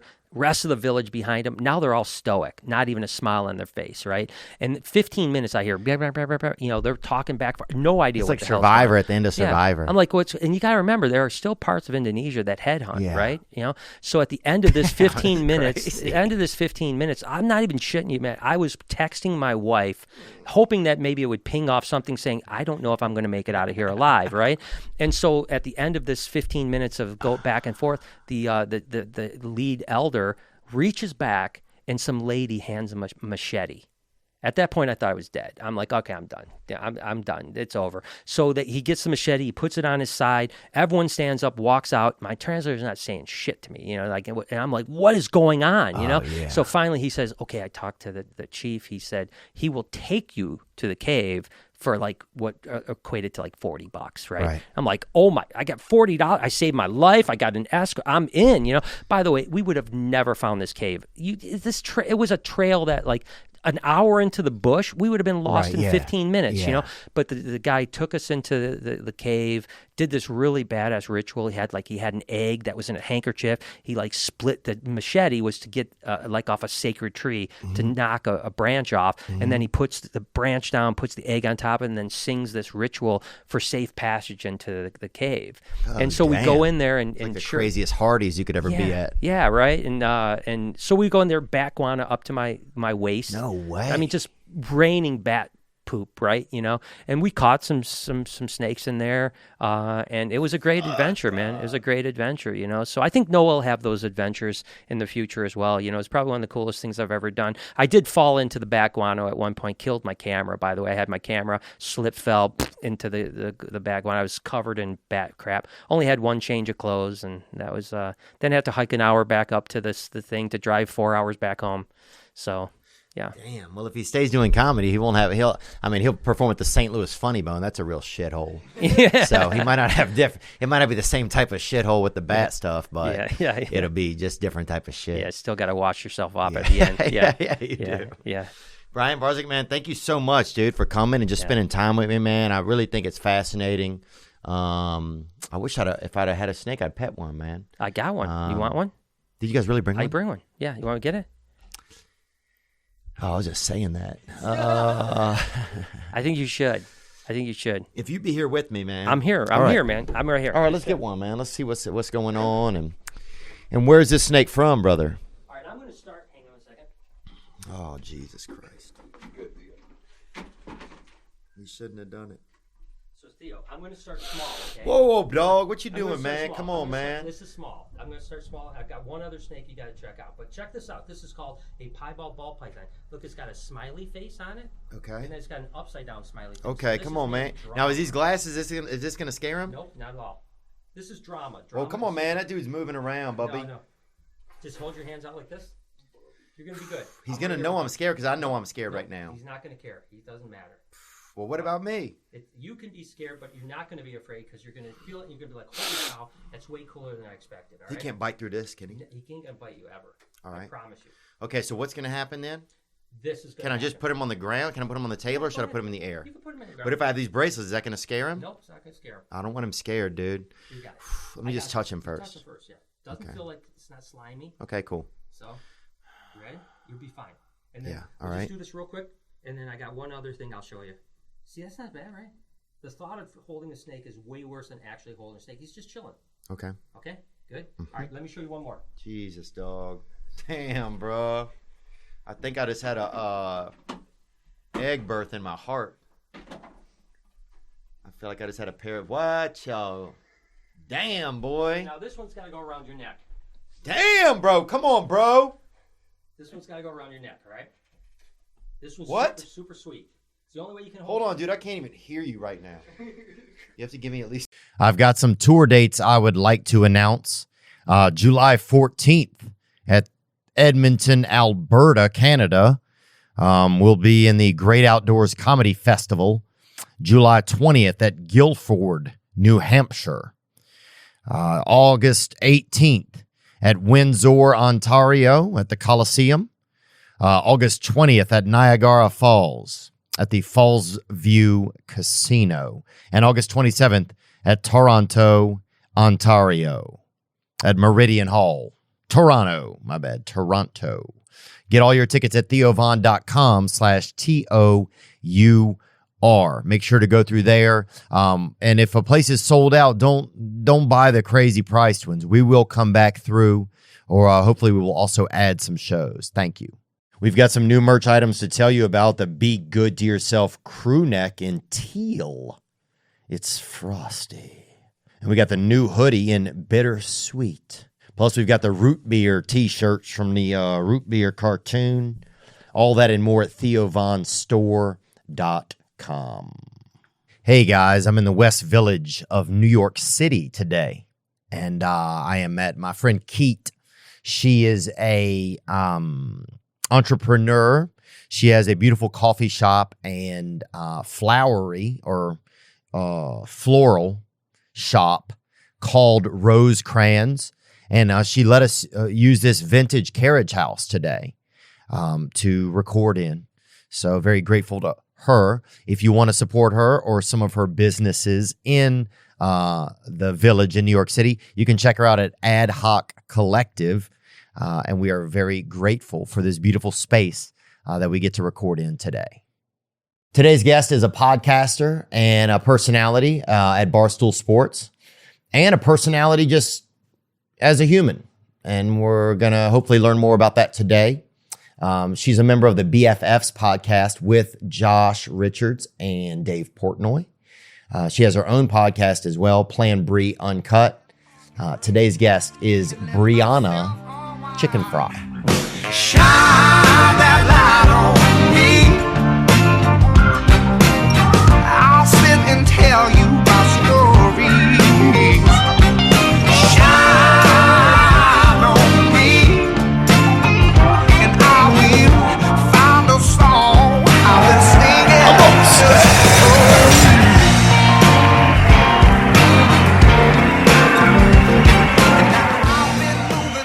Welcome to the podcast. Thank you. Theo Vaughn, you just let anybody on the pod now? Is that what we're doing? I guess we do. Seems you and like I've never it. met. No, we haven't. Yeah, it's interesting, kind of. I know, because I know you through Caleb CP. Yeah, Yeah. he's a good guy. He's very mischievous. That guy, I feel like sometimes. I feel like sometimes he's kind of he's a slippery guy, kind of. Up to no good, you think? Well, he's just really sleek. I think he's very smart. Mm-hmm. Some people are too smart for their own good. We call him the king of the tards because he assembles a crazy crew. Yeah. And then he's just the king and everybody worships him. Yeah. I'm part of it. I'm one of the tards. Oh, you're in, huh? Yeah, I'm in. You retarded? Yeah, a little bit. Yeah, that's good. Do we have, I feel like I'm on one of those rides. What at Disney or Yeah, Universal? that's where they put you in. No, not Disney or Universal, like at a shitty fairground. Oh, okay. Yeah, we never met each other before. No, never. Yeah. I went to your show though. Yeah, you went to the show the other night. Did you have a good time? Yeah, it was good. It was really funny. Oh, thanks. Yeah, you're crazy. It was long. You're more animated than I thought you would be. Oh, yeah? Yeah, like you were doing all these moves and shit. I was like, wait, what? Yeah, I have, yeah. I'm in. Got yeah. legs. Yeah. Well, I have ligaments. I have all of it. I got, or I guess, yeah, people maybe think you would be still or something. Yeah, I don't know. You were just more animated than I thought. Yeah? You're doing all these faces. Really? Like when you were laying on the chair. Oh, yeah. It's like, damn, he's animated. Yeah, well, I think you have to keep people's attention too, you know? Yeah. And you're just one thing, and you have to tell a story with just your body. Like, you only have so much, like, you know, you have to, I think, people's attention spans, I think, seem short, so you want to keep them engaged. Yeah. You were keeping me engaged. Oh, good. It was good, yeah. I'm glad you guys have fun. Have you been to a comedy show before? Yeah, I love stand-up. I love going to, I usually just go to like open mics though. So that was my first like real big show. Oh, okay. Yeah, it was good. Oh, yeah, because, yeah, so I see you on TikTok. I see you on Instagram. I see, like... Yeah, how am I here? Why am I here? Because I feel like, here's why. Okay. So whenever Dave came on the show, he said... He's like, oh, we have a lot of we make a lot of stars over at, those weren't his exact words. But I was like, you guys, you have a good eye for talent. Yeah. So we're talking about, oh, Dave, you got a good eye for talent. And he's like, yeah, we have some great talent right now. And he named a couple of people, but he named you. And so I was like, oh, interesting. So I just trust his eye for talent, you know? You trust Dave? Yeah, I think so. You think so? Well, yeah, he's found a lot of good people. Yeah. You had Glenny Balls on. Yep, He we found had him. Glenny Balls. Yep. Found Caleb. Yeah. Found me. I don't know what I'm really doing. They always say I'm doing so well, but I don't really see that. Yeah, I guess maybe that's what I wanted. I was like, who is this gal? And then like, yeah, what does she do? I know she's like, you know, I see you just on the internet. So I know she's like an attractive girl. I know that she, you know, likes to drink or do drugs or whatever, you know, and you're from Massachusetts, right? I'm from Boston, yeah. Yeah. Yeah. So you could probably drink through your vagina. I mean, I don't know. Some girls there can really. They could do it. Yeah, they'll get a beer down or they'll get a beer up. Yeah. It's kind of crazy. I could get it up. I could get it up. But no, everyone thinks I do a bunch of drugs. I did the Nelk podcast the other day. Okay. And they sit me down. They're just like, how much drugs do you do? How much cocaine do you do? I don't do drugs. Oh, really? I do shrooms. I guess I don't do the hard drugs. Okay. Yeah. They think I'm like everyone thinks I'm a big cokehead because my thing is sleep when you're dead. So that's fair. Yeah, that's a cocaine slogan. Yeah, I know, but it's not. I don't do cocaine. I got a lot of more people in my family do drugs than don't do drugs. Okay. Yeah. I believe that. Yeah. So I got a crazy family. Really? And Yeah. so now when you say that that you don't do drugs, or you under the influence, you have any drugs in your system right now, you think? Adderall. Okay. Yeah. How much you think if you had to guess? Vyvanse, 60 milligrams. It seemed like a lot. It is kind of a lot. It is? I haven't taken it in a while, but I have a long day, so I might have a heart attack or like shit myself a little bit. Yeah. Yeah, I'm sometimes like, fuck. the Vyvanse is hard. I can't really turn my neck when I'm on it. That shit gets me real Yeah. tight. I start biting my cheeks and stuff. I guess it's kind of worse than cocaine. I opened it up because I was like, maybe I'll just take half and it's just cocaine in there. Oh, it is? Yeah, it's all white powder. It's crazy. It's kind of scary. Yeah. Anytime anytime you get something from like a CVS, but it's a powder, it's like, that's kind of a dicey kind of deal. scary. Yeah, So I poured spooky. I poured half in and it's just chemicals. Yeah? Yeah. Oh, yeah. It's fucking kind of good, though. Yeah, it wasn't bad. Yeah. Oh, dude. I remember I found the pill on the gym mat one time and I just slurped it up. What was it? I don't know. Well, how'd you feel? Could have been for like erectile dysfunction. Could have been a Dexatrim. Okay. But it was good?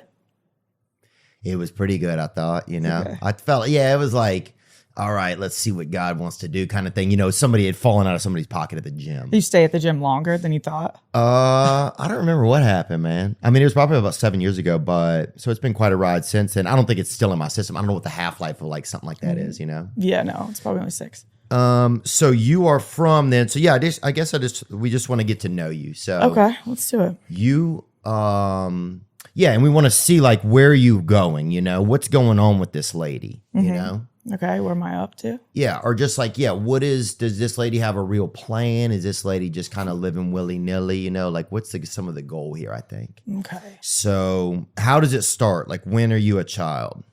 When am I a child? I was a child when I was a child. Yep. So I was just like a small child. Oh God. And the Were you first, born big or not? my mom was pregnant for 10 months. Wow. So I was born a month late. I was big. I was like 31 inches, 9 pounds. Oh my God. Yeah. Really? Yeah, that's real. Dude, I bet they had you falling into like a fisherman's net. Yeah, like, that no, my seems like really she was big. real tiny. They had to do an emergency C-section. I couldn't fit through the canal. No, Yeah. really? Yeah, it was crazy. So almost like breaking out of a prison cell. Yeah, I was breaking out of a prison cell. My parents should have never got married. They got married when my mom was 10 months pregnant at like a random gazebo in Florida. Oh yeah, they'll build those anywhere. Too. Anywhere. And she had a red dress on. And they got married, and then we came back. I was born, and my family's kind of crazy. I have four siblings. So my oldest sister, she's 40, so there's a big age gap. Okay. So she's a blackfisher. Do you know what a blackfishing is? Is that the thing that oh yeah, I think it's like it's not the thing for SeaWorld. It's not they're not like the people killing the No, that's worse, I think. She gets level 4 spray tans.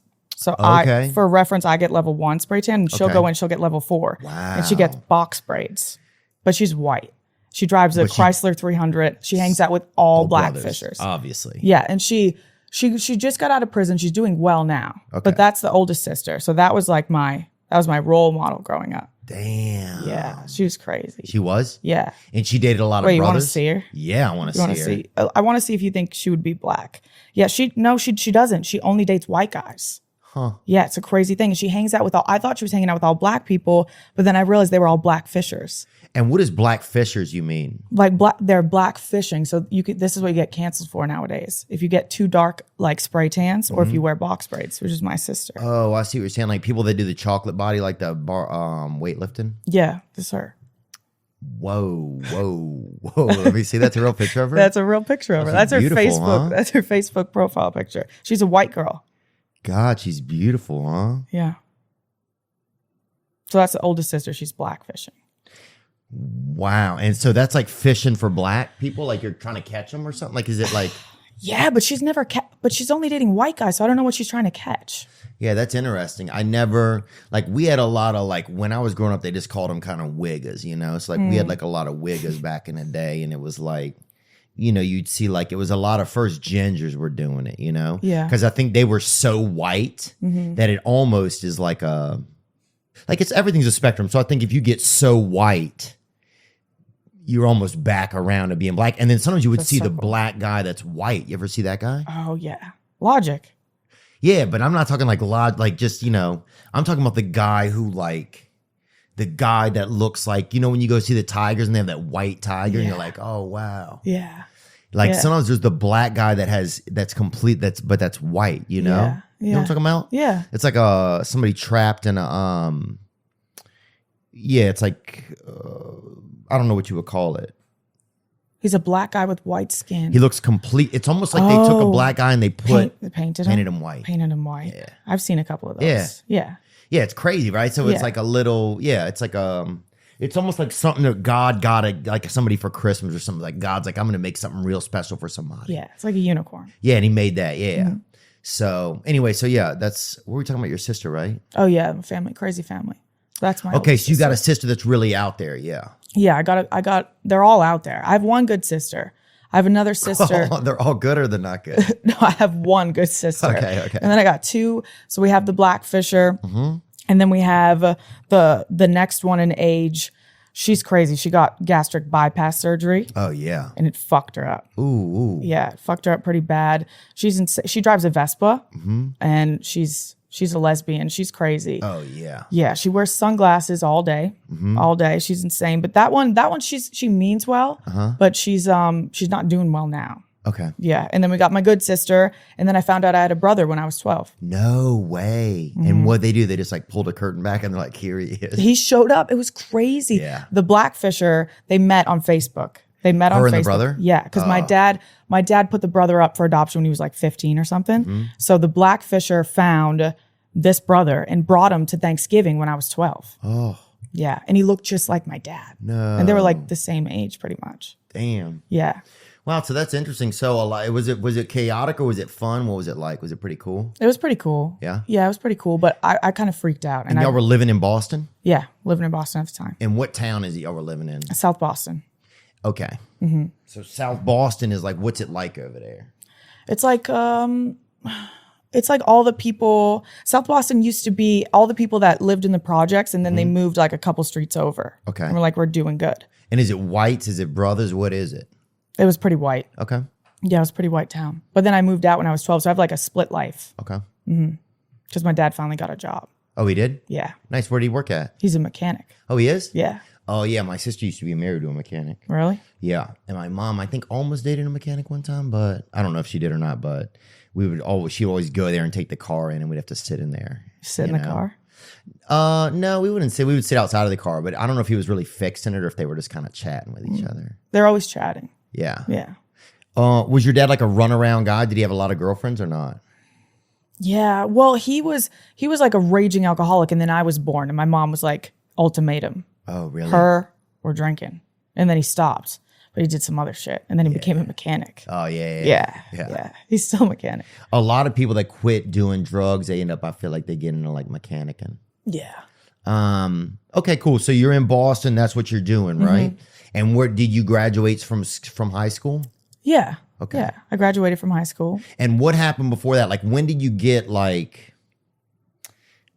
when did you start dating or whatever? Like, when does that happen? Like I'm a bad dater. I didn't start dating until I was like a senior in high school. Really? Why not? I was molested by like three separate lesbians when I was younger. And that's why I can't, my second sister, I shouldn't say her name, but my second sister, she's a lesbian. I was terrified of her.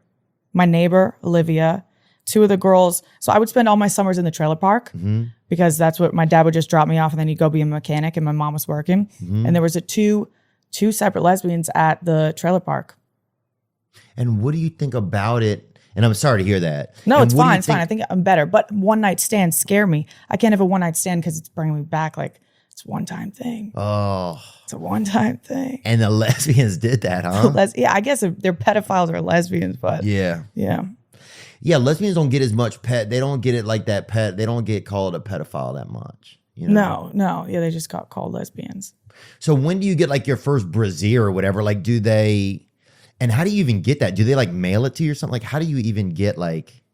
You got... I stole my first one. Really? Yeah. I stole my first one. I was scared. So I don't have a good relationship with my mom. So I'm going to be like, Mom, let's go get a bra. Yeah. I was like, Talia, my best friend, let's go to the mall and let's steal bras. Yeah. Yeah. We stole thongs. We stole bras. I didn't need one though. I still didn't. I got a boob job, so I didn't ever need one. Yeah? Were you just very more lean-chested kind of? Yeah. Yeah? Yeah. It was lean. There was nothing there. Damn, buddy. Yeah. Damn. Buddy. That's what everyone called me. Oh, it is? Yeah. That's buddy. Like, damn, little brother. Yeah, little brother. It's like, fuck. Yeah, I never wondered that, but I guess I was just thinking about that. Yeah, like, how do you get a bra if you're a girl? Like, yeah, does like the government like mail you like your first bra, or is it like... They give you this book, actually in 5th grade. They gave all these girls a book, and it like shows you all the different size of nipples and all the different size of boobs. And then it shows you where you can go. Yeah, it's the best book ever. Oh, wow. It was cool. Yeah. Teaches you about like periods and stuff. It does everything? Everything. And who gives it to you? A parent gives it to the child, I'm sure. No, it was always the nurse. Oh, at school? Yeah, it was at school. It wasn't a parent thing. I'm trying to think of what happened at our school. We came in and they had like a man in there. They would always get like the most trustworthy man at school who had like 5 or 6 kids, and everybody knew his wife, you know. And I remember we came in, and this time he had on sunglasses, and it was like his first time teaching sex ed, and I think he was so embarrassed he like didn't want to be seen doing it or something. But we know it's him, right? Because he's taught us other classes. You've seen and him. Stuff. Yeah, we've seen him, and he was up there just like pointing at all the stuff and everything, and people are losing their fucking minds, you know, like one kid's like jerking off in the corner. Like there's people like, wait, did you have a jerker? Huh? Did you have a jerker? Like, did you ever see the kid jerk off in class?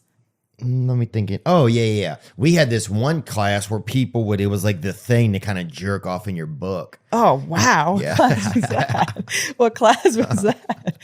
I don't know. Health class, maybe? No, I think it was just class.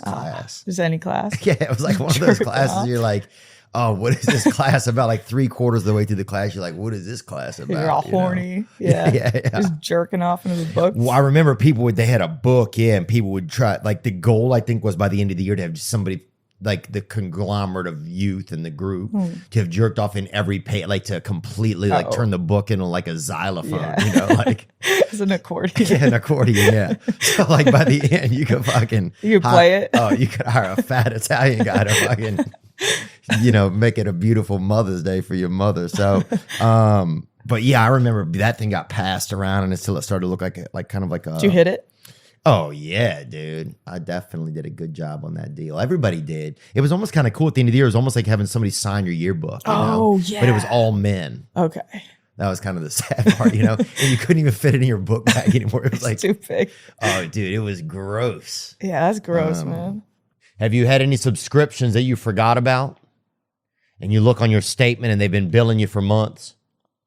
Maybe you're a part of Bacon Weekly or whatever. And they've been mailing you bacon. Or maybe you're part of a Cold Sore Annual. And every year they send you, pictures of the latest CSs from around the world. But you forgot, and now you've been paying for it. Well, Rocket Money, they can help. Rocket Money will quickly and easily find your subscriptions for you. And for any you don't want to pay for anymore, you just hit cancel. And Rocket Money will cancel it for you. It's that easy. Don't let these dark artists really trap you in. Rocket Money can help. They'll manage all your finances in one place and automatically categorize your expenses. You can easily track your budget in real time and also get alerted if anything looks off. Over 3 million people have used Rocket Money, saving the average person up to $720 a year. Stop throwing your money away. Cancel unwanted subscriptions and manage your expenses the easy way by going to rocketmoney.com/Theo. That's rocketmoney.com/THEO. rocketmoney.com/Theo. Lainey Wilson is on tour. If you get a chance, she's great. 070 Shake. Phenomenal. Who else? James Blake is touring. A lot of my favorites are out there. And it's actually a great time to tell you about SeatGeek. With over 28 million downloads, SeatGeek is the #1 rated ticketing app. There are more than 70,000 events every single day on SeatGeek, including concerts, sports, festivals, and more. I remember we went to Rufus Du Sol last year, or this year. I don't know. I think I went. Who knows? Could have been dreaming. It was great. But we got the tickets off of SeatGeek. They put all the tickets across the web in one place. And I came through for you guys. You can use my code Theo for $20 off tickets at SeatGeek. That's $20 off your first purchase with promo code Theo. Just make sure you click the link in the description to download the app. Code Theo for $20 off your first SeatGeek order. Oh, dude, it was gross. Yeah, that's gross, man. But so you go into sex ed, and then what happened? Then they just show you the video of someone giving birth. Oh. Immediately. That was like really? Immediately. It was just a full-on birth, and it was like, so hairy. And it was so, and they made 5th grade. That's too young, I think. Yeah. Right? You don't even have. And it's completely naked. Completely naked. Oh. Yeah, and they even showed the faces, and the dad was holding the hand and everything. The dad was? Yeah. Oh, wow. Yeah. And I always wonder, who is that woman? Like, who do you mean? In the video. And what? The woman who was what? Giving birth. Yeah, like who said? We want to show this to every 12-year-old in America. How much do you think she got paid to do that? It's got to be. She was really needed that, right? I mean, that's got to be crazy. That's got to be crazy. The craziest part is if she's at a party or something, and somebody's like, "Hey, do you guys remember Janet?" And they're like, "No, how would we know her?" And then somebody's just like, rips open the accordion. Yeah, it's right here. Yeah, does this ring a bell? And they just throw a watermelon out from behind their leg. Yeah, that's a woman that had to do that. I wonder if they even put her in the credits at the end. No way. No way. They didn't even blur her out. That's what I'm saying. They showed her whole family. Her whole family. Everyone was in The it. family's all standing Yes, around. they're holding hands. The dad's fainting. It's crazy. 5th grade. Janet. It was nuts. Dude, it reminds me of that. They had this TV show called Hands on a Hard Body, or it was a movie, right? It was like they told these people in Mississippi, if you all show up at like this Walmart and like put your hand on this, like, it was a vehicle. It was like a Dodge, it was like a Jeep, like a it was kind of like a Ford Ford Explorer. Okay. It's like SUV. Okay. Like if you show up at this, if you show up at this small, you put your hand on this SUV, the last person with their hand on gets to keep the SUV, right?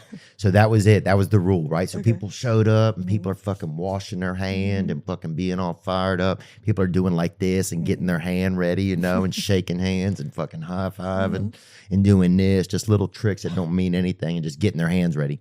And then, so then they started off, they put like, everybody's got their hand on the car, right? Like 2 minutes in, one dude's like, he takes his hand off. He's like, I'm gonna win this bitch. Like they're interviewing him, his hands are off because he went like that. So like, you're fucking out of here. So like by 30 hours, like people haven't slept. There's like 9 people left. And there's this one brother on there and they keep saying to him, man, you're gonna win. He's like, yeah, my friend's bringing me a Nestle bar. When he gets here with that bitch, it's a wrap, right? He's like, when I get my sugar up, bro, it's a fucking wrap for all these bitches, right? And the other bitch is just like a senior, like an old lady who may be dead. She's like, they just leaned her against the back of it, and like 2 other people. Anyway, the guy gets there, he hands him the Nestle bar, he takes his hand off to fucking get it, and he's out. He's out. So anyway, that kind of reminds me of like everybody being around the mom, like with their hands on her, you know? Yeah, that's beautiful. It is kind of beautiful. Beautiful, yeah. And so that's how you were born. Oh no, that's sex ed. That's sex ed. Yeah. But same thing. Yeah. That's how I was born. 5th grade. And did you like, and then so you had a boyfriend in senior high school, you said? Yeah, that's when I got into the dating. Okay. Senior of high school. And did y'all go to a dance or anything like that? Did y'all go to prom? No. I met him on a cruise ship when I was 16, and he lived in Ohio. Oh, so it was a long distance thing. It was long distance, but then I backed up and I moved to Ohio.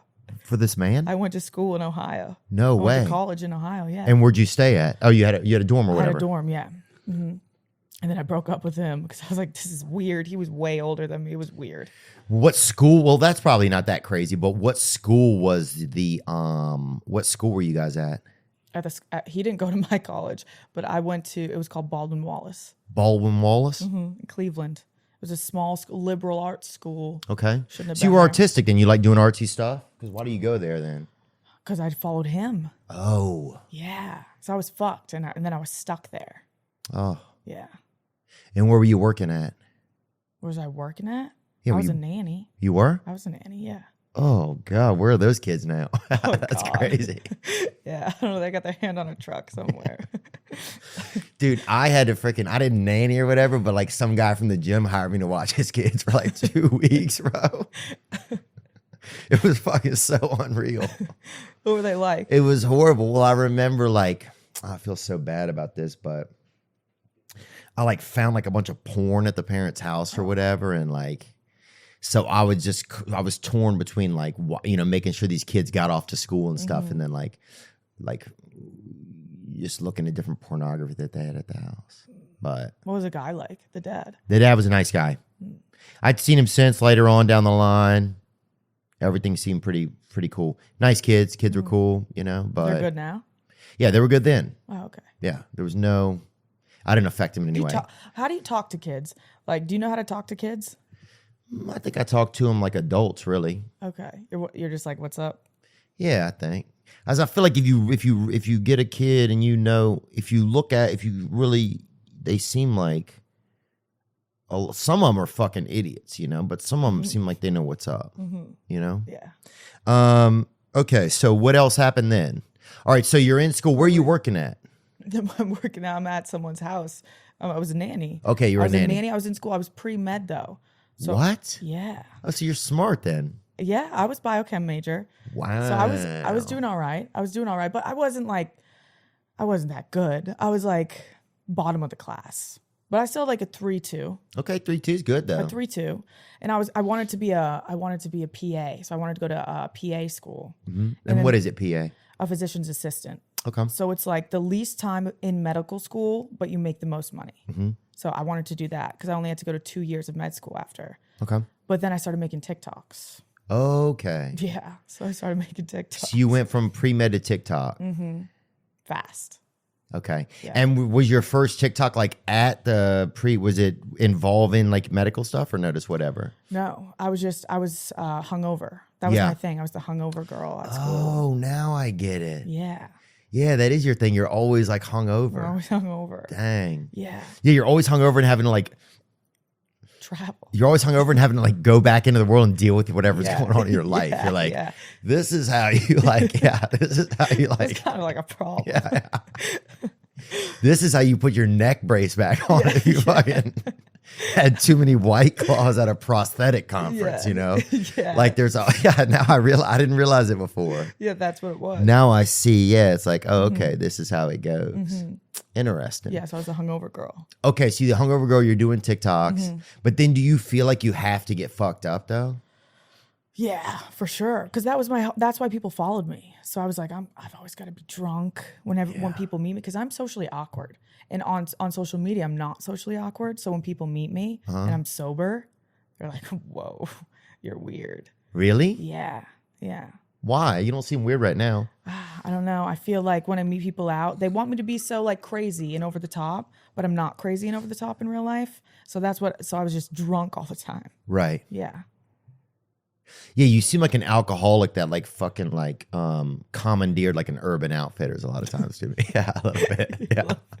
Yeah, a little bit. That's but funny. I mean that in like the sweetest way possible. No, too. that was sweet. Yeah. Thank you. Is it because you feel like you make the best stuff when you're hungover? Like you make like your brain is the most creative then or something? Or what do you think? I was just in college, so I was always hungover. So I just started making videos. And okay. I just was hungover all the time. And I didn't think anyone was going to follow me. That's why I made my shit Chickenfry. And I'm stuck with it. Oh, yeah. I'm stuck with it. Yeah, because I was thinking, I remember asking Dave if I thought it was like a Native American thing, you know? I know you did. Yeah. Yeah. Because I was trying to think, because I grew up around, they had a lot of Native Americans by us. There's a river in my town, it's called the Chifuncta River. And it's named after the Chifuncta Indians, right? Okay. But they got their name because a long time ago, one of them threw like a big rock into the water. Okay. And that's the sound that it made when it went in. Yeah. And that's what they call themselves. Isn't that crazy? Cool. Yeah. Kind of interesting. Oh, then I should say that I should make up a cool story about Chickenfry. That's what I think. It's not a cool story. What do you think I should say? Because everyone asks me and it's not a cool story. Yeah, I think it sounds like it could have some chicken fry. Sounds like it could have some like maybe some African history to it or some native history. You know, it sounds like it could have a chef, you know, maybe Emerald. Okay. Maybe you relate it to like Wolfgang Puck or that whatever that guy's name is, but I'm trying to think of what else you could do with it. Yeah, I want to do something cool. Yeah, I'm trying. I know. I need you. Yeah, you're not doing anything. You're just telling me to do it. I need you. Okay.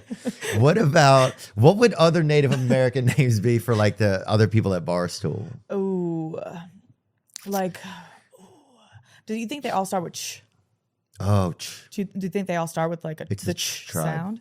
It's the ch tribe. We got cha-ching. Maybe That's Dave's? Yeah, cha-ching. Because he gambles and he sold the business for a lot of money. Cha-chinga, maybe. Yeah. Cha-chinga? Cha-chinga for Dave. Yeah, cha-chinga. Cha-chinga. I like that one. That's a great one. What about Glenny?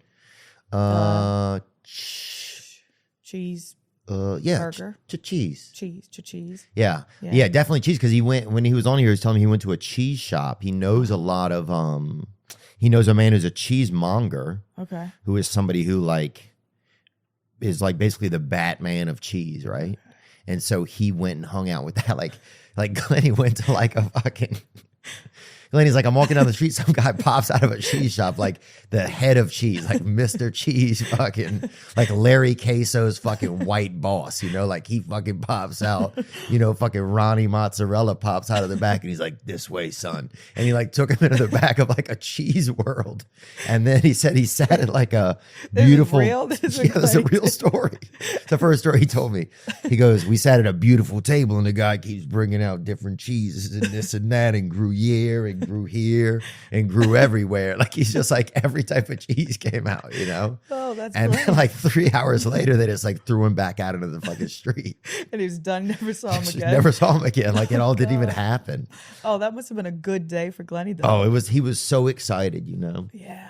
Yeah, So- so he's cheese. Yeah, he's cha-cheese. You have cha-ching, cha-cheese. What do you think Caleb would be?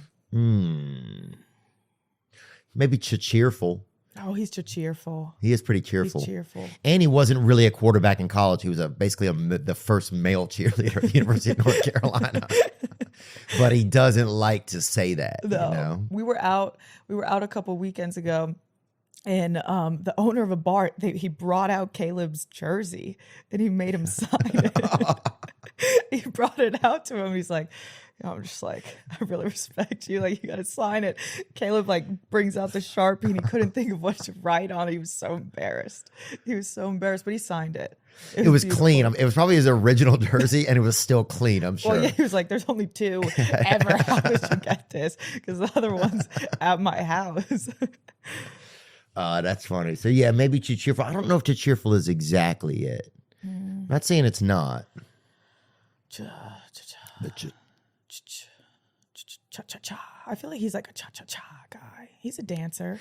I don't know. I saw him win $20,000 at a casino, and then tried to buy the card tender or whatever her name is, Kia Sorrento. A Kia Sorrento? Yeah. Really?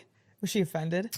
Well, at one point he's like, I'm buying this bitch a Kia Sorrento, and that's when people are like, you gotta leave. They're like, Get the fuck out of here. And literally, you could see how bummed out she was because she knew she was about to get a Kia Sorrento, but just because he called her a bitch, the pit boss is like, we don't use that language around here. Oh fuck, she's waiting in the parking lot. Yeah, dude. It's like, dude, you can call me a bitch if you're gonna get me a fucking Kia Sorrento. You can call me whatever. Yeah, she needed that. Yeah. Oh fuck. Kia Sorrento was also, we had that Kia company, they named their cars, I feel like, after a lot of like black girls that went to my high school. Oh. Kia Sophia, Kia Sorrento. What's the other one, Zach? Kia Forte. Optima. Oh, yeah, Kia Optima. Dog, you telling me Kia Optima didn't fucking play basketball for the women's basketball team at my high school? You out of your mind, cuz. No, that's my sister. That's Kia Optima. Yeah, it is. And she's like, Kia Optima. But she's driving a Chrysler 300. So does she throw up gang signs and stuff, or what is she like? I stay away from her. Really? She's crazy, man. She's so crazy. There was a whole time she was going through it all. There was a period No shit, dude. but there's a period of time where she was doing meth or something, and she thought, she shaved her head. She shaved it because, oh wow, yeah, she thought there was people talking to her. It was sad. Yeah. But then she dropped off her TV at my house, all of her phones. She's like, they're listening. You gotta take it. She was deep, huh? Yeah, she was deep, but she's good now. But it was crazy to watch. Wow. Yeah, but she's blackfishing sober. And so blackfishing is when you try to go to the black side. You try to be black. I think, yeah. Or you want to be perceived as black, but then if anyone were to be racist, you'd be like, "What? Take a makeup wipe and be like, I'm white." Oh, I see what you're saying. Yeah. Yeah, I think sometimes, man, when I was young, I related to a lot of the black kids so much I would. But then when it came down to it, one time me and my friend Devin, we were fishing and he was black and some white guy was throwing rocks up from this railroad track down by us. We were fishing on this bank and he started calling us the N-word, right? And I was like, not me, you know what I'm saying? Just Devin, you know what I'm saying? Like, you know, like I was down with Devin until that part. And then I realized like, I mean, fuck the guy throwing rocks, you know, the guy's a piece of shit. But at the same time, like, that ain't me. Yeah, don't include, you know what I'm saying? Like, that's when I realized I'm only there, you know, he was my friend and I was going to rock with him, but. So you wouldn't blackfish? I wouldn't blackfish, yeah. I would fish with blacks. Yeah. Sorry, I stepped on your joke. Yeah, that's okay. Yeah. I didn't realize it. That's a funny joke. Yeah, that's a good one. Yeah, but, so you wouldn't blackfish, no. No, but I would fish with the blacks. Yeah. Wait, what's it like hanging out with comics? Are comics cool? You like them? You like yourself? Oh, I don't know about that. Let's start with other people. Okay. That's safe. Okay. Let me think. Do I like hanging out with comics? Yeah, I think comics are intrinsically kind of lone, but or do they do a lot of stuff by themselves? So I think. Well, yeah, I feel like comics always want this big, like, oh, we're so dark and sad and lonely, but like, are they? Every single one of them? I don't know. I think a lot of them probably have a lot of like strange stuff or weird things that they ended up needing to go get people to look at them. Okay. You know what I'm saying? Yeah, I think so. So I think some of them probably have some dark stuff like that. I bet some of them probably have some pretty dark things. So I think there's probably some truth to that. But I think also now there's a lot more like people that are funny from like TikTok, from like short clips, from like different things like that. So I think you're getting like a lot more like I don't know if there's as many. If I'm starting out now as a comedian, I wonder, do I try and get on stage, which is where you learn to be a comedian, right? Or do I just try and get in front of my phone? That's true. Well, also, because you do stand up and everything, do you like respect the people that start on TikTok? Because I know a lot of stand up comics that are like, they hate people that start on TikTok and then bring a crowd to a show. That's a good question. I remember I got jealous when there was a lot of YouTubers. There was like Roman Atwood, Dennis. Roman and Dennis were partner. Dennis Rohde, Fousey Tube. Some of those guys were touring and going to comedy clubs, right? And they would do their shows during the day even a lot of times. And I was envious, really. I mean, I was jealous, because they were having more success. Like you had comics who've been on the road for like 9 years going to these clubs. And then these guys were showing up and having their audience come see them at a comedy club. So I think that's what made it a little strange for. So it's the comedy club. Well, it was like, oh, you're doing it at our space. Yeah, okay. But those clubs just happened to be kind of the size for the audiences they were bringing. So I never really thought about why there was like, in the beginning, there was like some angst towards, from me anyway, and I think a lot of people felt that way. A lot of comedians felt that way. There was angst towards some of the vloggers. Yeah, for sure. Because it was like, fuck, they're selling at my club for like a 5 o'clock show because some of their audience would be children. So they do a daytime show, and then they do a daytime show. Were they doing comedy though, or they were just getting up there and they would get up on stage and like shoot a t-shirt cannon or something, Okay. Or fucking, or do like a cheer. I don't know what they were doing. Yeah, like body rolls and shit. Yeah. They were doing body rolls, dude. Which is way weird to do for a fucking bunch of children. So weird. Yeah. They still do that. It's crazy. It's crazy. I guess there's people still body rolling, huh? Oh, there's still body rolling. Why? Yeah. I don't know. Because it sells. It works. I mean, look at them. They were selling out the comedy store, and you weren't. You were up there all mad. That's true. Yeah. And I was outside. I was waiting for my show, which was at 7 o'clock that nobody was coming to. I'm like, these motherfuckers. You're out there, you're hitting it on the street trying to body roll. So yeah. I'm like, you're like, it doesn't look natural. Put on that Nelly. So I think there could be some angst about it. I think at that time there was probably some angst about it, but now I think that it's almost like you go there first. Yeah. A lot of comedians aren't thinking that you go to the stage first. I think there's some. If you're a comedian right now who's working really hard in the clubs, but you're having trouble on social media, it must be extremely frustrating. I'd be mad. Because a lot of the stand-up comics that do like TikTok first, they just have their few clips that go viral, and then people will come see them and they won't be funny. Right.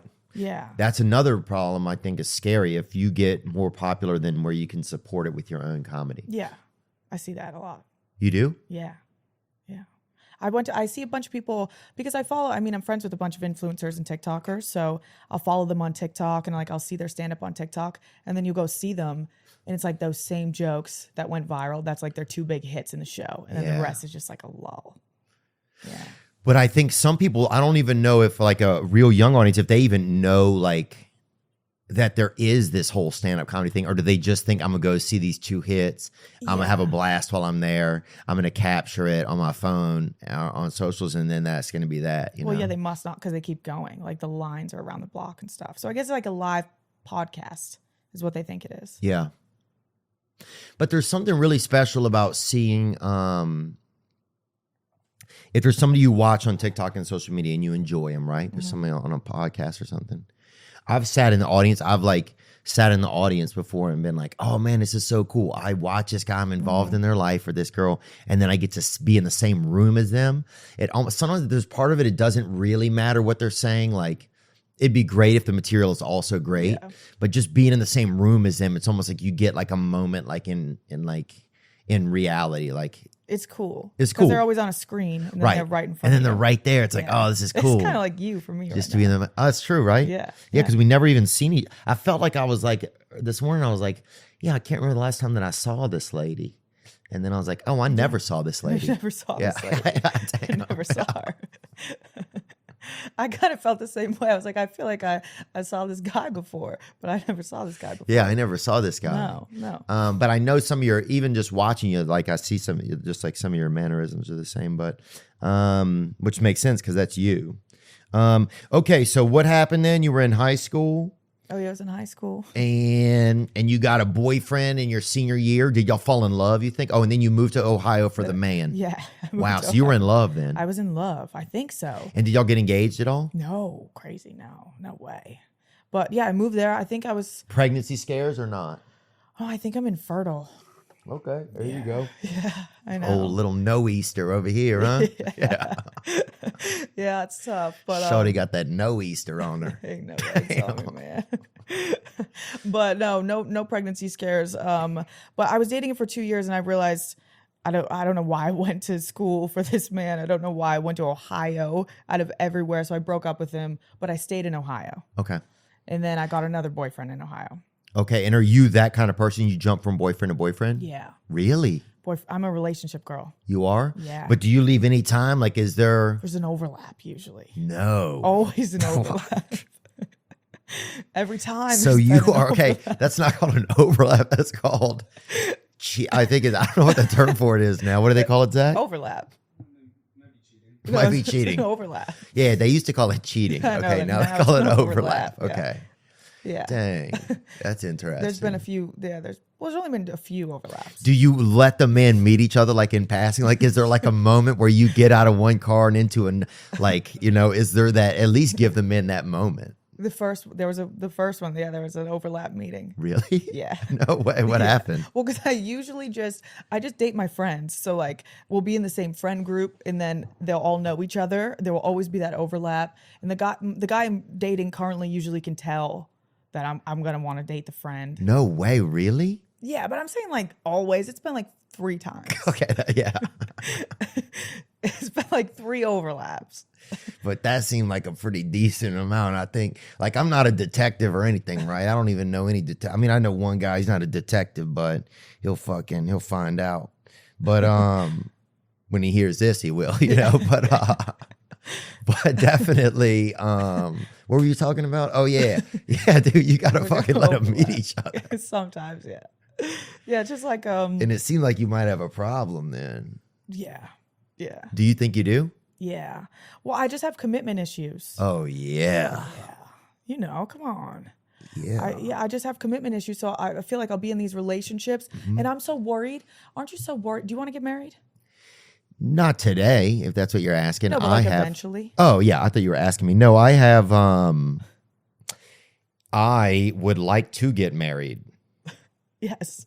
But I think if I want to I'm so scared you get married and then like 3 weeks into the marriage, you find that person that's like, oh, I should have married that guy. What? You can't do that though. That's why I know. Yeah. See, that's well, yeah, but there's always going to be more that guys, you know? I know. But let me think about it. So you get into a marriage. All right, you walk down the aisle, everything, right? Everybody's singing, fa la la la la. Everybody's having a blast, right? You partying, the car pulls up, the mafia car, you get in, takes you guys only 2 blocks away, then you get back and walk back out. It's just for pictures, but still, right? You're off, right? You did the wedding thing. There's a fucking guy with a Tommy gun. Somebody's stepdad is out there fucking shooting at the moon, right? Because he's been doing coke at the fucking nuptials. But whatever, everybody's fucking having a good time, right? And then 2 weeks later, you're at a Buca de Beppa or something with your husband. You fucking see. There's a waiter and you're like, oh, I should have married that guy. Yeah. Well, I don't know if it's the waiter, maybe the chef, something. Okay. Yeah. I'm just worried. I just get worried you married the wrong person. That's scary. Right. It is. Yeah. It's real scary. Yeah. I don't know. Did you ever go to therapy about it? Do you really think that or not? Yeah, no, I really think that. But fuck, dude, because then your husband, how is he always going to be able to make sure that he's the right guy then? I know. Well, I think it was because, so when I was talking about earlier, my parents, they were married for 18 years, my first 18 years of my life, but I never even saw them kiss. Oh, not yeah. one time, 18 years. I don't even think they hugged, not even a smile. God. So I had this whole thing that marriage is terrible. So I'm trying to turn the leaf. I'm trying to think maybe it's okay. You're trying to evolve there. Yeah, I'm trying to evolve in that. Yeah. In that aspect. You need like a springtime in your heart. Yeah. Yeah. Yeah. Or primavera. That's what they call it Okay. in Spain. Primavera. I need that. Today's episode is brought to you by BetterHelp. You know, I got therapy today, actually. Just remembered. Got therapy today at 6 p.m. I'm going to do that therapy. Be a therapy baby. Be a therapy boy. You know, I need help. I quit pretending I don't. I quit pretending I can do everything myself. I never have. My whole life. I've always thought I'm doing this alone. I'm not. There's other people helping me, whether I realize it or not. And that's why I need to just make sure that I stick with that idea that I'm getting help for myself. I'm not doing life alone. It's no fun and it's impossible. BetterHelp can set you up with a licensed therapist. That's right. If you're thinking of starting therapy, give BetterHelp a try. It's entirely online, designed to be convenient, flexible, and suited to your schedule. Just fill out a brief questionnaire to get matched with a licensed therapist and switch therapists at any time for no additional charge. Find more balance with BetterHelp. Visit betterhelp.com/THEO to get 10% off your first month. That's BetterHelp, help.com/Theo. Yeah, I think I only saw my mom and dad kiss one time. My dad kissed my mom on the top of her head. Okay. It was one of our birthdays or something. And my mom let him. That was a crazy thing. Yeah. Like the whole time my dad's lips were getting close to her head, we're all like, somebody's going to get the fuck beaten out of him. Right? We knew it, dude, right? When they got too close, I was like, whoa. And I remember reaching over and my mom had like this fancy cake cutting tool. And it was an old fashioned one. It had these prongs that went straight down. It was almost like a pick, like a hair pick. Okay. And there were sharp metal ones. And it was like she probably got it. Somebody had died and she got it, right? And so I fucking remember reaching for that thing and just moving it out of her way. Like as I saw my dad's lips head towards her head, I'm like, somebody's going to fucking get hurt. Someone's going to die, but she took it? Yeah, I was like, my dad's about to fucking lose that brain cake that he's got, bro. She's going to fucking slice that thing up. But she had half a cup of champagne and she fucking took it. Okay. So that's the only time you saw them kiss? Yep. And that was love, man. That was my definition of love right there. There was like weaponry. Yep. There was a lot of uncomfort. Yeah. There was a lot of uncertainty if it's okay. There was a lot of tons of fear around. I mean, yeah, I think that's the closest I ever saw my parents get. And then my dad, he had to sleep on the couch. I thought he lived on the couch, right? My dad too. Really? My dad lived on the couch. Yeah. And then he moved to the basement because it was darker down there. Oh, really? Damn, dude. Yeah, and I remember I was like, the one time I was like, they're doing well is when my mom would let me sit in the back seat. But like when we would travel together, usually I would sit in the front seat and my mom would sit in the back and my dad would drive. Yeah. But when my mom sat in the front, I was like, ooh, maybe they're This doing little good. light of mine. They're doing good. Yeah. Yeah, it was good. Oh, that's cool. Yeah, moving to the basement's almost like, because it's darker down there, it's almost like I want to kill myself, but I'm going to stay alive. Yeah. It was one of those. Yeah. Yeah.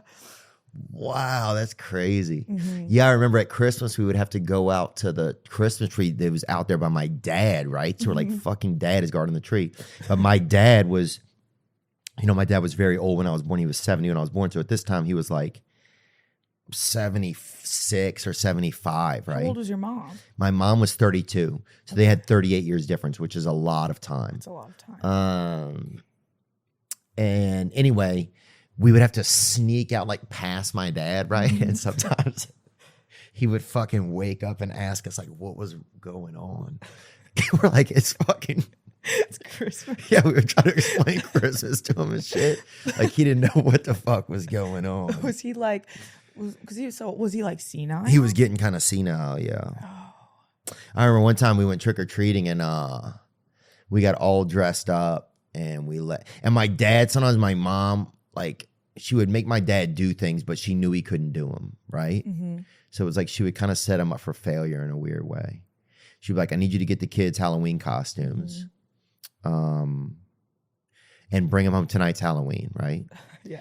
So my dad, he liked to drink sometimes and park his car in the ditch, right? Those were like two of his favorite things to do.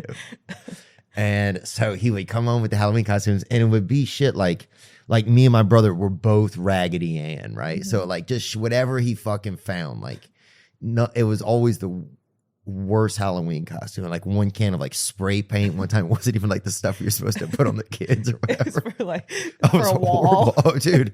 One of my sisters had a fucking pigtail that I remember mom had to cut off and we kept it for like 15 years. I had the same witch costume for like 12 years and it started not fitting anymore and it was so itchy. I was like, please, can I be something else, please? And then I was a milk carton. I had to paper mache it. It was so bad. Dude, you're not even a witch at that point. You're just an itch. You're just fucking scratching it. I was itching so bad. But then I remember we finally got out and we get out and go trick or treat. And we came back and we're like, we're going to come back to our own house. We're going to surprise dad, right? So we go up to the door, we knock, he opens the door. And he just gives us candy. He doesn't even fucking realize that it's us. He fucking gave us candy out of the bowl. Were good. And just wished. And we just left like 22 minutes ago in the costumes that he fucking bought us, dude. Gave it to you? Shut the door. With my sister's fucking rock hard pigtail like this. You're covered in spray paint. I was like, God, he doesn't even know. That's crazy. It was interesting. So what happened then? So you're making TikToks. People are like, she's attractive. She's creative.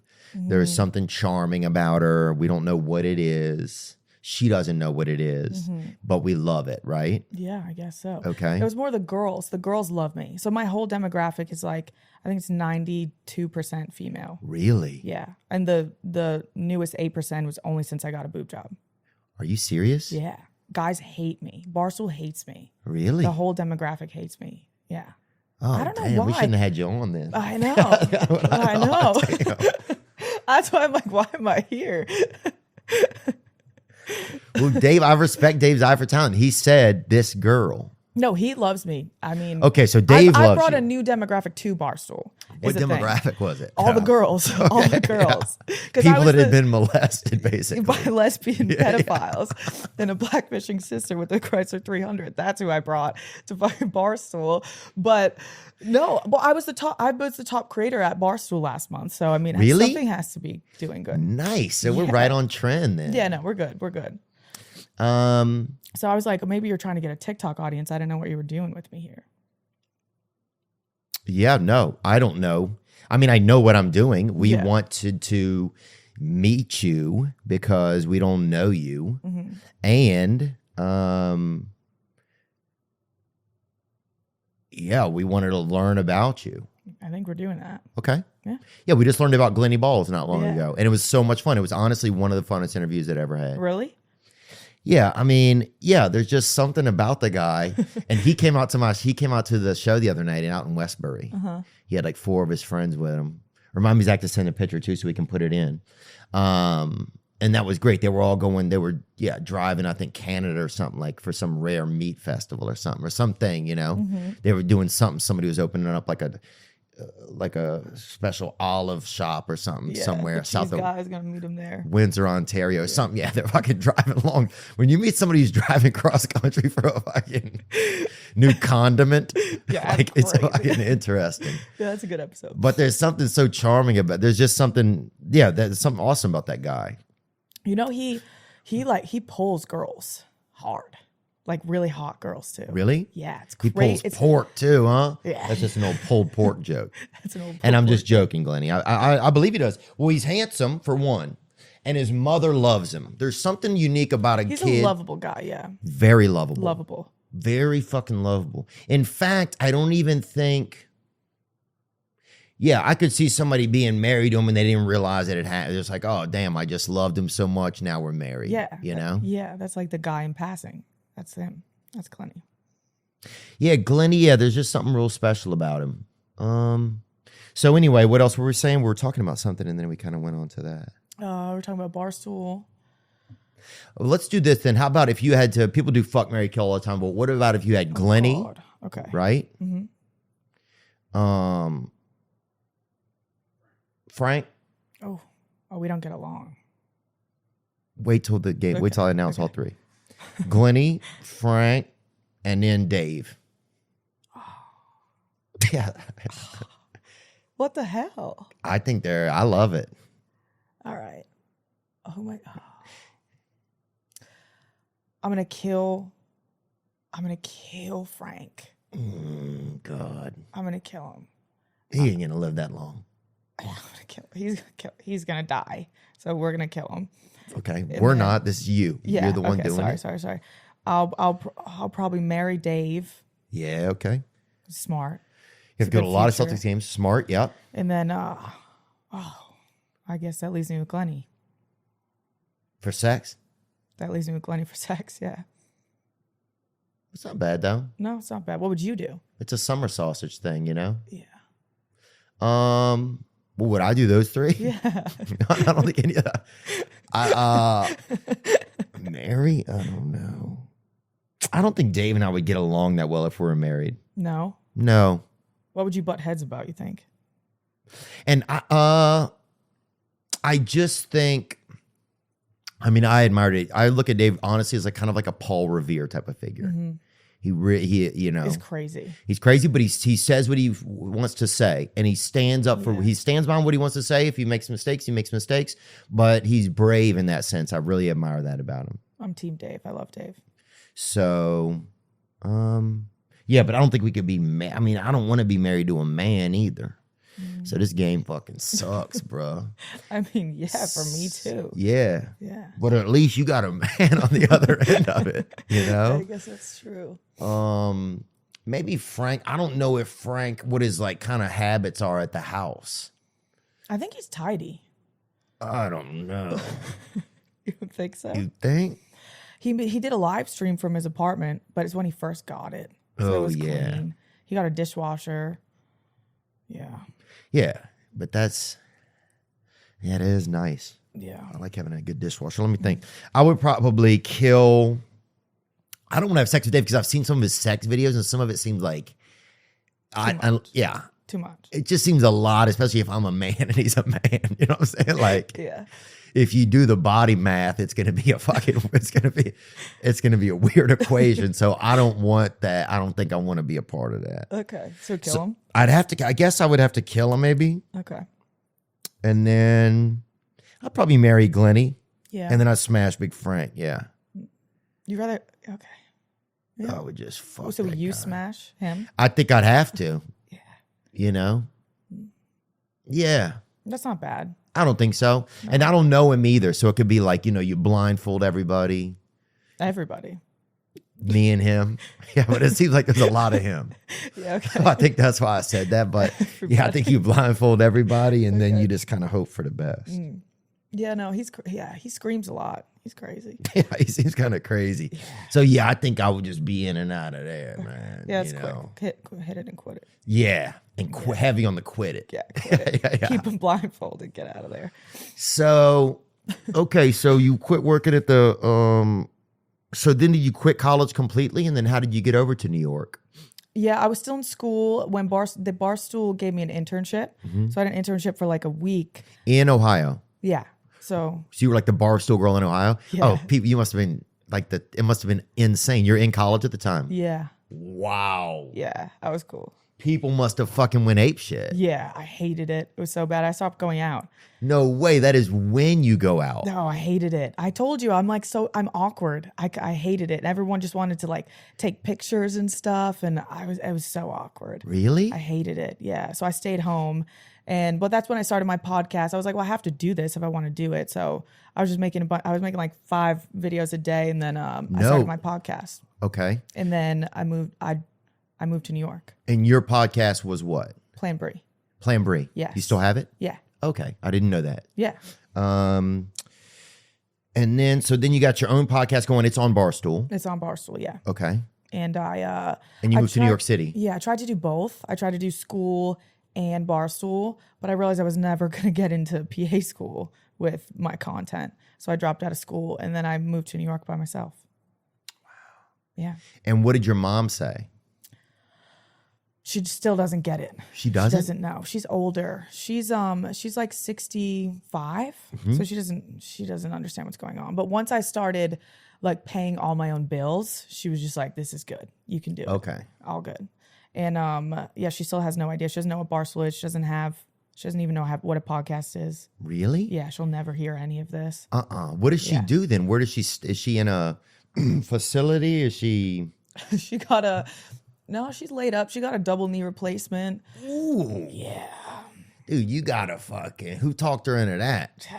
She's crazy. She got a double knee replacement, but she took a look around everyone else and she's brave. She only took Tylenol after it. So she's been all laid up. She goes to the Y every day and swims. Oh, I love the ones. She's retired. She's in there every day swimming at the Y. Really? Every day. Oh, that's cool. That's what she does though. But she doesn't know what I do. And she's in Suffolk County? Yeah, she's in Plymouth County. Plymouth. Damn. They got a good Y up there? Yeah. Hanover Y. She loves it. I love YMCAs, man. You do? You go? Oh, we used to go all the time. It was like the place we would fucking go, boy. It's where I learned everything. Yeah. I used to get a day pass. Yeah. Yeah. Oh, the poor moms would drop their kids off at the fucking YMCA. Yeah. You would walk between there and they would kick you out of there and then you have to go to the library. Yeah. You know? I remember being in the library and be like, where can we swim? And they're like, this is a fucking library. I would sneak into the back with like the daycare, but it's like it's just like 11-year-old kids watching smaller kids. And they all have smocks on for some reason. So I just walk in and put a smock on. I was just there. And then I would sneak to the pool and they never let you go off the diving board though. Yeah. They shouldn't. No. You know what I'm saying? Because you're gonna fucking drown. Yeah, it's true. Yeah, especially if the person on the diving board looks like the same person who's about to jump off a building. It's really the same look. If you ever see somebody about to jump off a building, like, I don't know if I should be doing this. Yeah. It's the same look as a kid that shouldn't be going off that board. He's terrified. Yeah, dude, the YMCA, man. I fell in love with a girl there one time because she had tits, right? Nobody had ever seen them. Ever. I mean, none of our friends. Okay. I remember we came, we're like, damn, what's wrong with her, you know? I think she has cancer, like on her chest, like beautiful cancer. Yeah. You know, because she just had these, you know, she had them growths on her. We'd never seen it. And she ended up getting killed years later. Oh. I know. Wasn't cancer? I don't know what got her. That'd be crazy if it was, but... She got murdered or What if it was breast cancer that she died of? I hate to say that because it's very sad and it takes a lot of people, but I wouldn't be shocked if she had so much breast. How young was she with the breasts? I mean, I don't know. We didn't know what they were. Like, I remember... Were they like purple? Somebody thought she was having twins or something because you saw like 2 heads coming out of her body. Where there's veins? We didn't see them that good. Damn. I mean, we drew so many pictures of them. And we fucking guessed what they were like, boy. Oh, you guess. Yeah, like I remember we'd shake each other and be like, describe her fucking tits to me. Like we really were excited, you know? We couldn't help it. We were just human males. Yeah. It's human. How old, when you're a human male, how old do you start getting excited about tits? Like when are you like, whoa? Well, I think there's 2 things. One, there's like a physiological part of it. physiological. Is that a word? That physiological? Physiological. Your body, you can't help it. Like you'll be like, all your blood will run to the front of your body if a woman's around. Okay. Like literally, you'll feel the back of your body just kind of fucking like sag a little. Like you're just go cold. Like you can't help that, right? Okay. And that's what happens with your wiener. Your wiener is just it's like the... Oh, it's a forerunner for it. Yeah, it's like but you know, on a turkey, whenever it gets warm enough in that thing pot, it's just like that. It's like, that's like some of the blood's like, hey, we found a way. And it's just like, hey, this is as far as we can go, you know? Oh, yeah, just an arrow. That's it. It's like, it's basically like over there. Yeah. Oh, okay. Yeah. So that happens. But then there's like a visual thing that's kind of happens, I think. When somebody has breath and you start to see them, you know, and then you're real kind of, so there's that thing going on. I think there's two things, but I don't know what age it's at. Just whenever you hit puberty. But it can be before that if somebody like gets you real visually intrigued. So you're almost intrigued from like a curious standpoint. Because you know one day you're going to care. Right. Or you just wonder what's going on here. Something's changing. I want to know. I'm curious what's happening. And then I was at summer camp and they had a guy and he was dating one of the counselors. And like you said, it was through YMCA. So it was just like, they're just like the oldest kids get to fucking watch the other kids, right? And he would let us look down his girlfriend's shirt for a little while. No. Yeah. His girlfriend? Yeah. He like kind of got off on her or something at the park. So I remember, especially if it rained out and there wasn't anything for us to do, he'd let us get in line and look. Did you look? Yeah, I looked, dude. Dude, it was so awesome. I couldn't even see. That's how awesome it was. Like, I would look and I was fucking... You were done. I was blinded by my own excitement for it. Like, fuck, dog. I'd be like, dude, I didn't see him. And he'd be like, you just fucking looked. I'm like, but I fucking didn't see, dude. You blinked. Damn, you were so excited. Oh, yeah, we were. Oh, God. We were so excited. Okay, so what happened then? So now you're in New York, you're living there. Mm-hmm. And who'd you choose to live with and how'd you find a place? Well, I moved here during COVID, so no one lived here. Okay. So it was the easiest time to move here. It was scary though, because no one was here. But apartments were half the price. So I moved in to the shittiest apartment. It was disgusting. There was like cockroaches. There was holes in the wall. It was so bad. And I called my best friend and I asked her to drop out of school and move to New York with me. And she did. Now, is that a best friend or is that somebody who is a product of the system? Like, what are we looking at here? She works at Barstool now. I got her a job. You did? Yeah. Oh, wait, what's her name? Grace. Oh, I think I've seen her maybe. She's my co-host. Yeah. Yeah, she's the redhead. Yeah. She's Irish? She's Irish. She's Irish, yeah. Yeah, beautiful young lady. She seems like you guys have a lot of good time together. Yeah, so she's a down girl. But it could have went really bad. She was door dashing when she moved here. Really? So she could have. And what do you mean, knocking and running off or whatever? Yeah. No, she was on foot delivering food. Oh, really? On foot? On foot. Oh my God, dude, what? On foot. She would have to go, I remember, it was like Super Bowl Sunday and she had to go from like the top of Manhattan to like fucking Tribeca on foot in her Sorel snow boots. She was on foot for like 3 hours, but she only made one delivery because she had to go so far. So far. Psychopath. Yeah. And she still couldn't pay rent. Yeah, no shit, dude. Well, she could have if she'd have been sponsored by North Face, dude. How fucking far is that trek? That's gotta be. It had to have been a 3-hour trek on foot. And she would come home and she'd be like purple. It was so bad. It was so bad. And I'd come home like, I'll get you a job one day. Please. What about you get there and they're like, you forgot the sauce, and then you just literally take a sword out and just take your own life right there? It was close to that. Yeah, it was crazy. But she's not door dashing anymore. I got her a job. She deserves a job, but I got it for her. Yeah, I mean, there should be like, I think in the future, so many people do DoorDash and stuff now, you know. I think there will be a competition. If they're smart, they'll turn it into a competition where it's like, how do you get this chalupa right through these different obstacles and get it to, or like some type of way to do it. If they started to make like a cool, like a series of events out of it. Yeah, like American Ninja Warrior. Yep. But something, like a course. Yeah. Through the park. American Ninja Warrior. Dorrier. Oh, okay. Sorry. No, it's okay. That's a little bit gay. It's okay. Dorrier. Because of DoorDash, you know? Yeah. Yeah, see, it wasn't that good. It wasn't. Yeah. It's okay. Well, here's the thing about DoorDashing is... Do you ever DoorDash? No. I'll tell you what I did, though. I used to do pizza. I was in pizza sales, right? Okay. And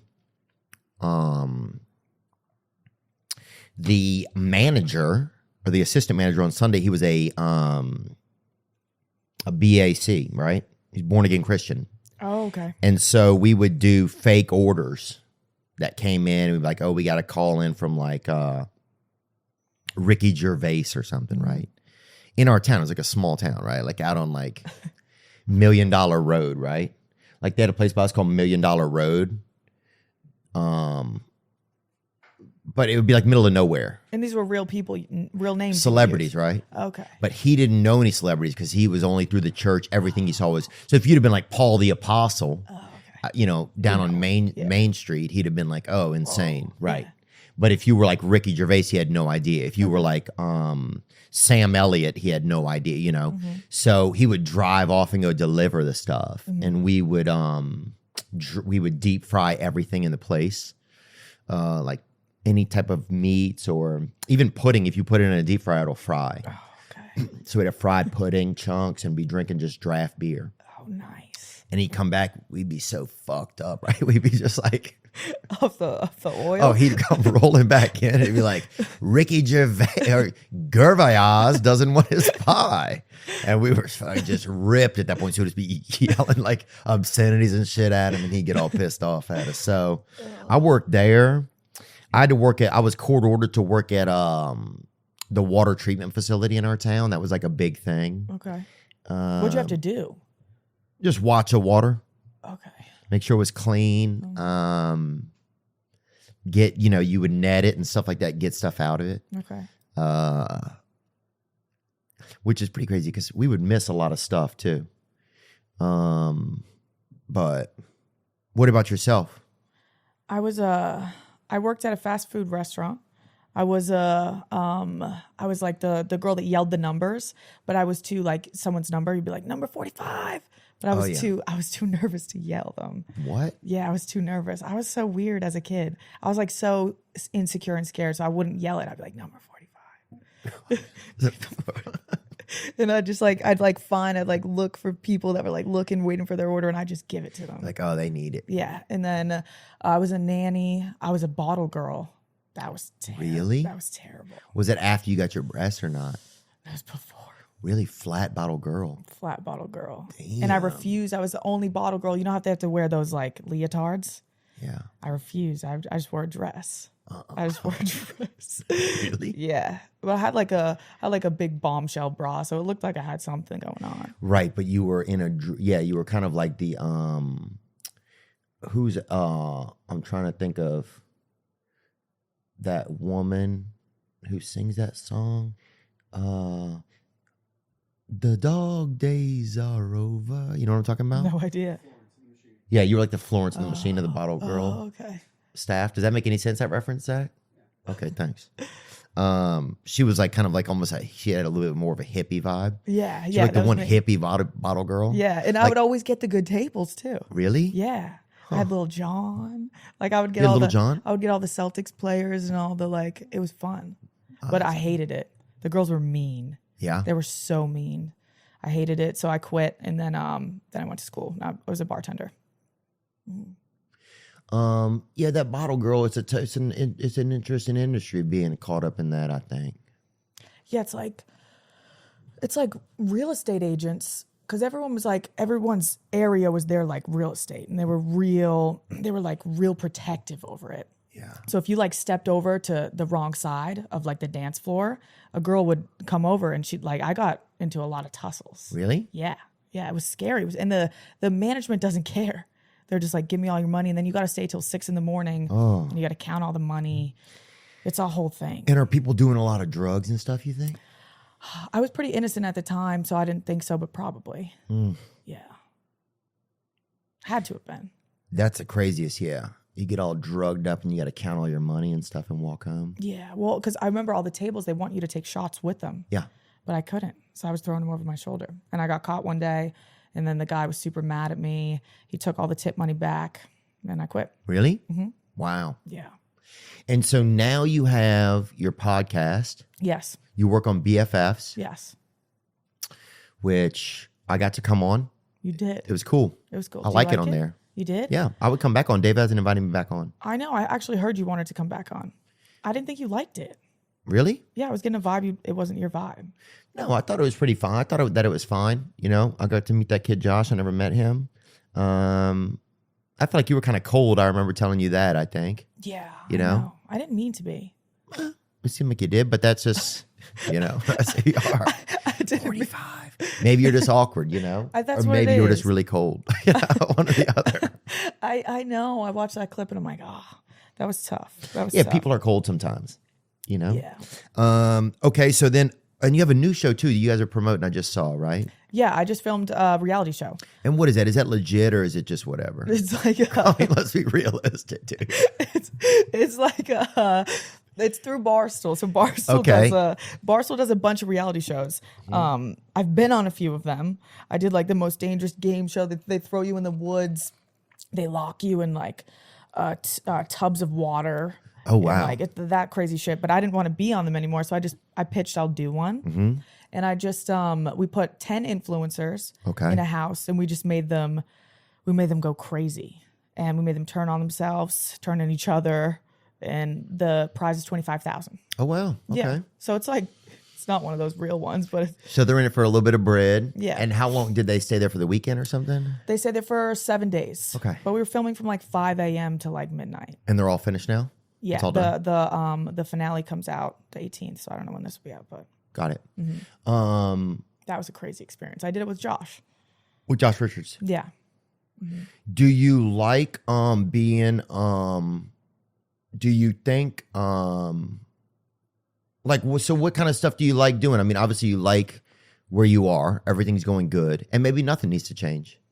Yeah. I don't Sometimes know. there's always this pressure, like, what are you gonna do? I You know. And It's maybe always I like- was even thinking about asking you that, but what do you like to do?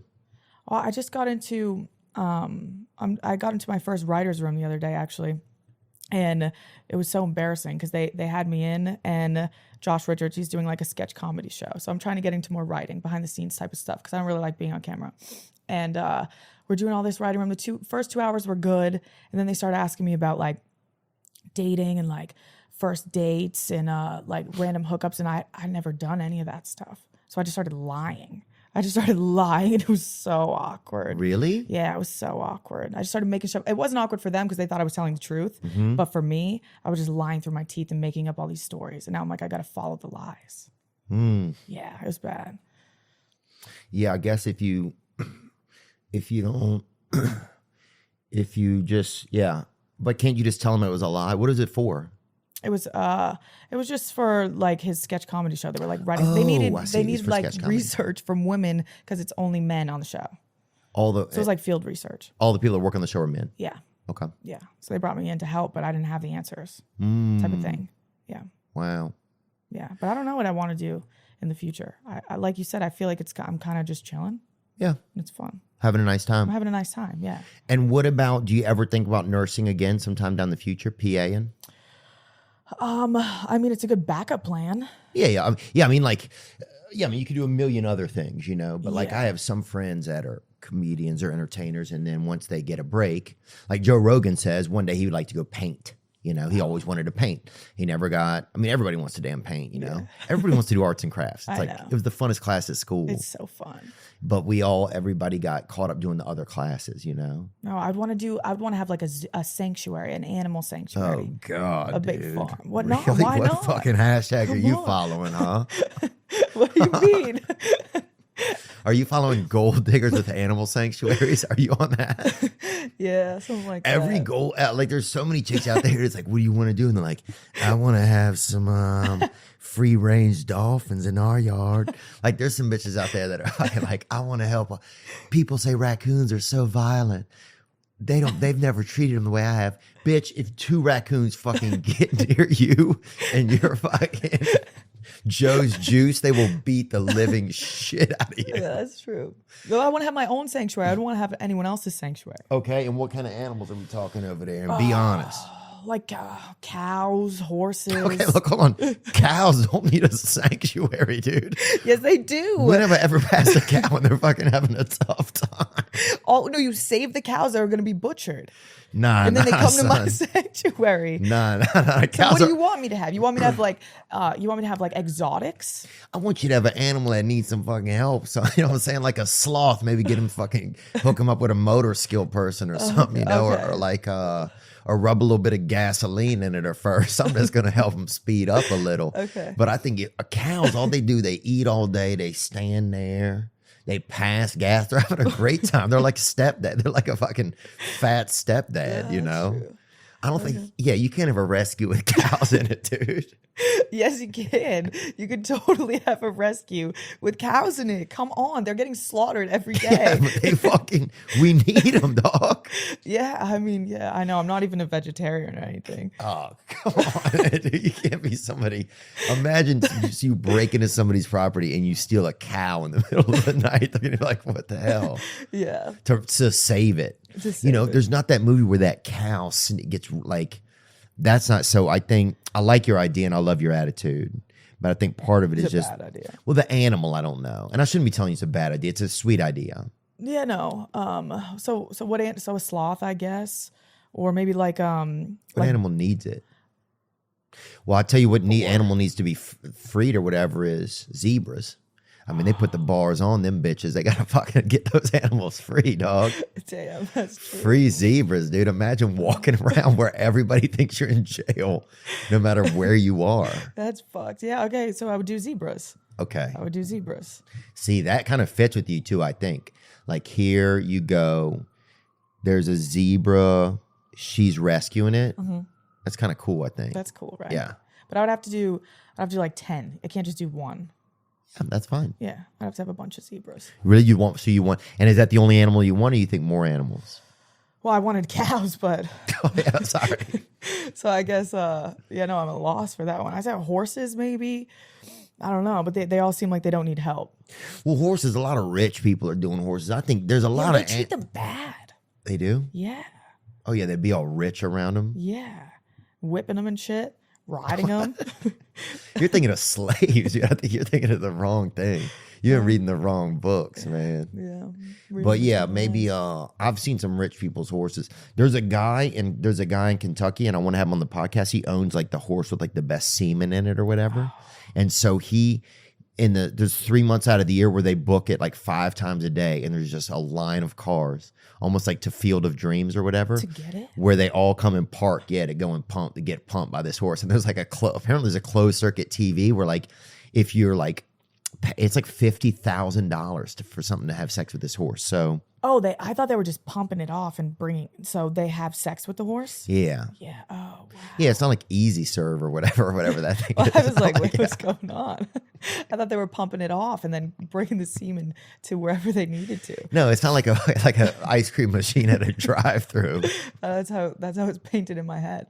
Okay, so it's $50,000 It's a pump. $50,000, and they go in there and they pump and then they do it. The animals they do it or whatever. What's so good about this guy though? He's won all the races. He's won enough races. Okay.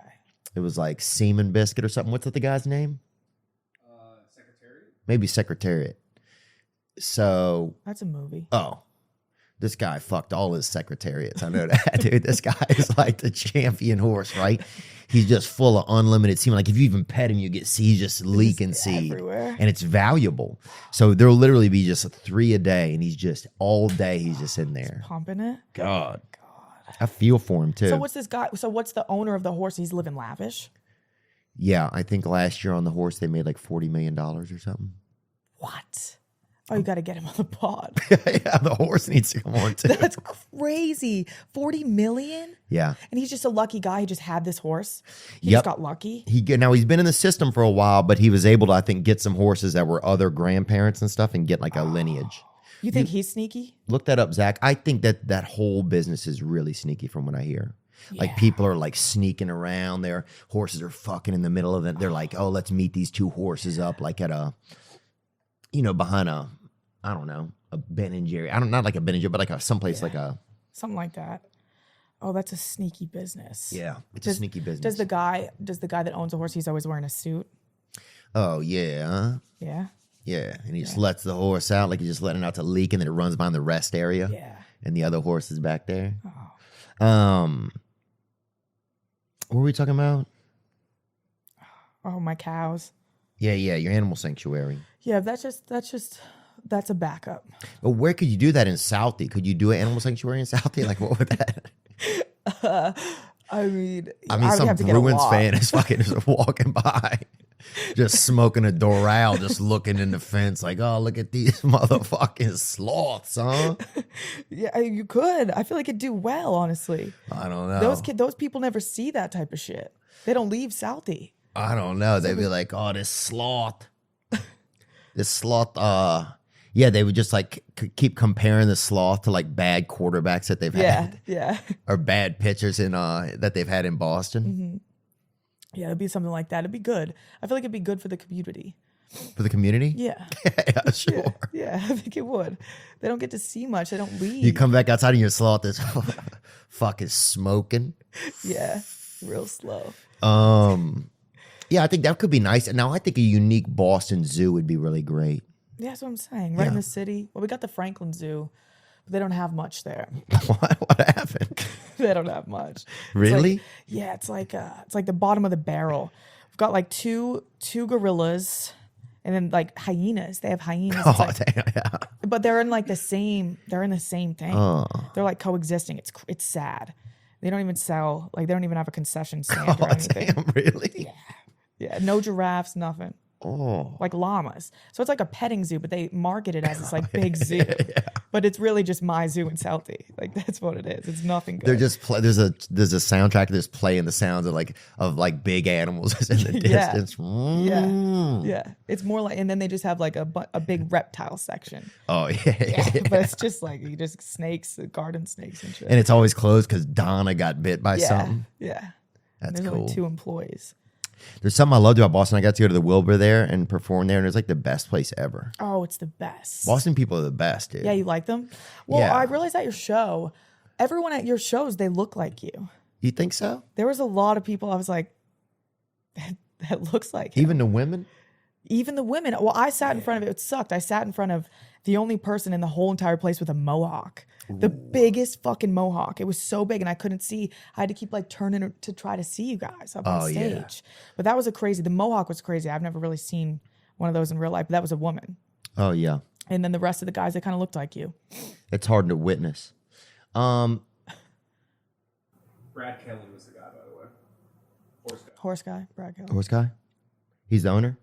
Yeah. Brad Kelly was the horse guy. How much do they make off that horse? Does it say how much on seed? Where does he live? Lexington, Kentucky. Franklin. Oh, wow. That's where you need to get. Yeah. You get out there if you start riding it, if you meet a good horse, man, you're in. Oh, wow. That's a lot of money, man. God, can you imagine all that money you could have? Oh, what would you do with that? With that kind of money? Yeah. Let me think. If I had as much money as, I don't know. I wouldn't tell anybody, I don't think. You can't. Having money is kind of embarrassing, I feel like. You think so? Do you think since you start like doing well, you're like embarrassed? Oh, I was always embarrassed. I was embarrassed when I had nothing as a kid. And then I remember when I got a house, like I got a house in Nashville a few years ago, and I was embarrassed. It's not even like it's a nice house, right? Yeah. But it's nothing like very extravagant or, it's a place you'd walk in like, oh, this is a nice house, right? Yeah. But it's not a place you walk in like, oh, this is like, That's horse money. Yes, that ain't horse money. This is fucking, this is like that pony money that's at the fair, but like the world's smallest pony. Yeah. Like Tom Thumb or something. I saw him once out in Riverside. He is small. But, Yeah, I remember being embarrassed to even show my own home. Really? Yeah, because there was something about, there's just something about it. You should feel icky. But it's the same icky I felt when I was a kid that I was embarrassed to show the apartment that we lived in. Yeah. Like we had a toilet upstairs that was like falling like right off to the edge of the dinner table. Like this, it was like this perfect brown circle on the ceiling, like right near where the dinner table was, dude. And so if we had people over, we would always like try to like lean like this way while we talked to them so their eyes wouldn't like look over at this huge like fucking piss brown circle that was coming in through the ceiling. My first bedroom growing up, it was a closet, but there was no window, so like we couldn't consider it a bedroom. So my mom, she stapled curtains up on the wall to like make it. She put a flashlight under to make it like, but the flashlight was stuck behind like my bed on the floor with these white curtains that you could see through. You could see it was just a wall, and I would never have friends over. I had no friends because I was like, you can't come here. Yeah. If you come, and guys are like, hey, I'm gonna sneak you out tonight. You're like, all right, I'll sneak out through the window. It's like, damn, I can't. It's a brick wall. You get a sledgehammer. Oh, that's so crazy, dude. That's wild. Yeah, and I remember we had a bathroom. There was a bathroom upstairs and a bathroom downstairs. And the bathroom downstairs was right next to the dinner table. So it was just like, just the whole place was just kind of a nightmare, you know? Yeah. It was funny, though. We were always making fun of each other. And what else was it like over there? They had a lot of stray animals in our area. So if you went outside, you're always dealing with animals, you know? In a bad way? Yeah, it wasn't like a petting zoo. It was like a threading zoo. Like you just felt like threatened, kind